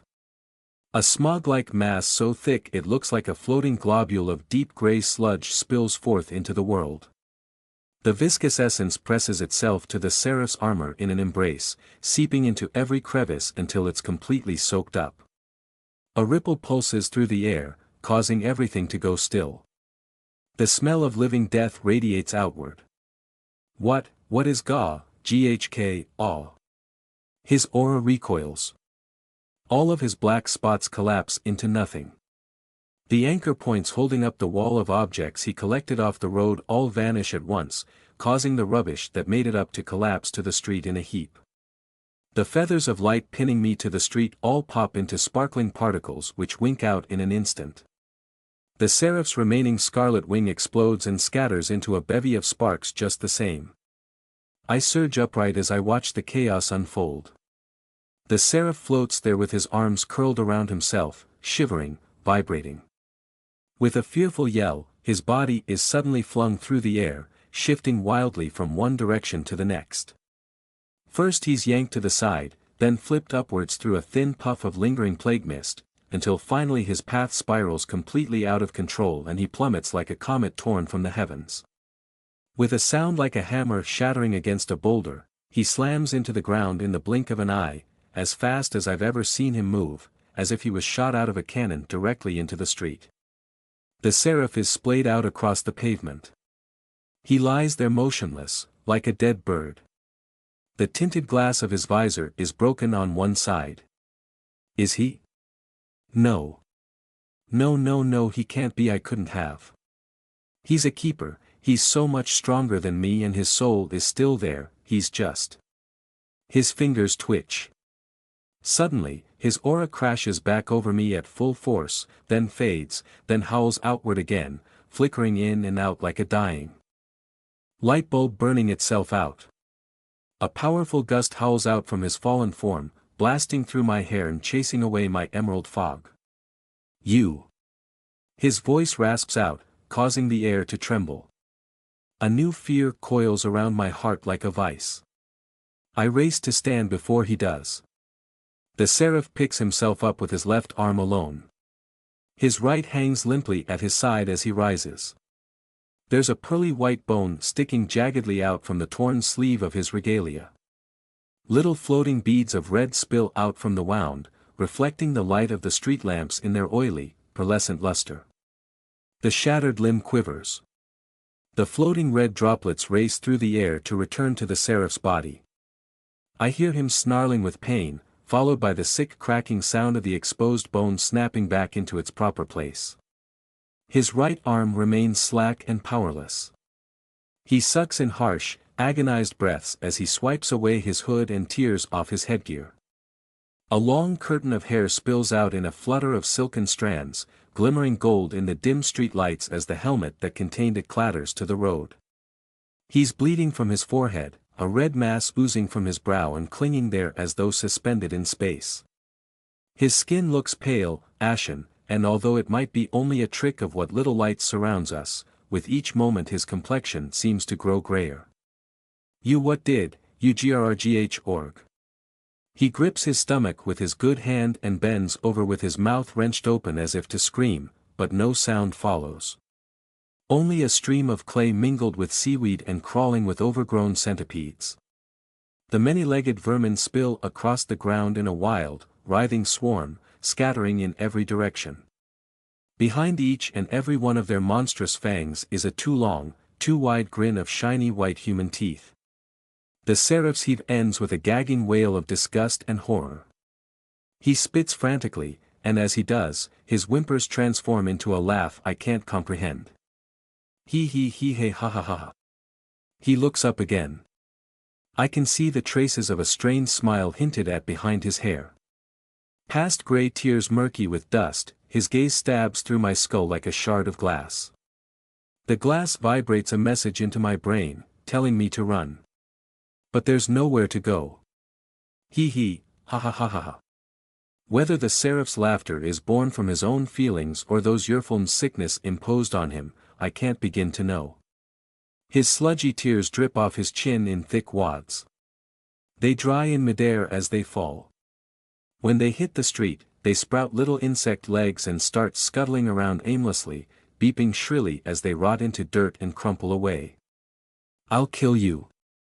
It seems so obvious now. You were in absolutely zero danger right then, by the way. I never miss my mark. That's just how it is. Ha. Made you flinch. Even when he couldn't see me through my plague fog, his feathers didn't directly hit me. Throughout this entire fight, the Stardust Seraph never once tried to kill me. Because until this moment, I didn't understand what it would feel like if he had really wanted to. A memory flashes through my mind. The scene of two boys standing over a grasshopper with each and every one of its legs torn off, until it was nothing more than a sad little pellet that could do nothing but wait to die. I'll kill you. You're going to die alone. The Seraphs will envelopes everything. The world around me deforms into a mess of bleary shapes. My knees hit the ground immediately. The ridges and bumps of the street dig past my stockings and into my skin. My shoulders slump. Heavy. There's something heavy on every part of my body. Everything in my body is heavy too. And then the heaviness vanishes, flickers out as the Seraph's power briefly wanes. A moment of relief, as the Seraph lurches back, and then I'm crushed again, harder than ever. I can feel the blood in my veins racing to the tips of my fingers and the place where my legs touch the pavement. The beating of my heart strains against the weight. Can't breathe. The air in my lungs is heavy. Can't breathe. Can't breathe. Can't breathe. Can't breathe. Can't breathe. The blur vanishes. I suck in a desperate gasp of air, only to have it slammed out of me an instant later. A traffic cone rams into my stomach, sending me backwards. I land on a plastic table with its legs folded in that's been slid behind me without my noticing. It lifts into the air with incredible speed, carrying me with it, before all the force hoisting it upwards abruptly vanishes. The table begins to plummet. I fall as well. From my vantage in the sky, I see the Seraph holding his golden locks back as he pukes another river of clay and seaweed and happy little centipedes. I blink, and he's gone. In the next instant, I'm torn from the sky by my neck. Before I can process what's going on, I'm slammed against a window that's several stories off the ground. The building is the very same high-rise I willed the hanged man to climb before. The talons around my throat are the Seraph's, of course. He has me in a stranglehold with his one good hand. He tilts his head to the side, looking more like a hungry hawk than ever. Cracks have formed across his leaden skin. Bits of his face have begun to peel off. The manic glare in his bloodshot eyes peeking out between the matted veil of his hair looks into me with a rage so cold it burns. Bad move. How is he still going, despite everything? How is he still so strong? This should be worse in every way than what I did to Teth, and yet he still won't stop. Gravity falls sideways, crushing my body against the glass. My limbs splay out helplessly. The force is so intense that I can hear the window cracking from the strain. I try to shriek, but my voice is smothered. Can't breathe. Can't breathe. Can't breathe. Can't breathe. Can't breathe. Can't breathe. Can't breathe. Can't breathe. Can't breathe. Can't breathe. Can't breathe. Can't breathe. Can't breathe. Can't breathe. Can't breathe. Can't breathe. He's going to kill me. He's going to kill me. He's going to kill me. He's going to kill me. He's going to kill me. He's going to kill me. He's going to kill me. He's going to kill me. He's going to kill me. He's going to. No, he won't. I won't let him. I still remember my promise to myself, even now. Especially now, when this useless shell of mine fails me time after time. Death is just a nightmare I woke up from a long time ago.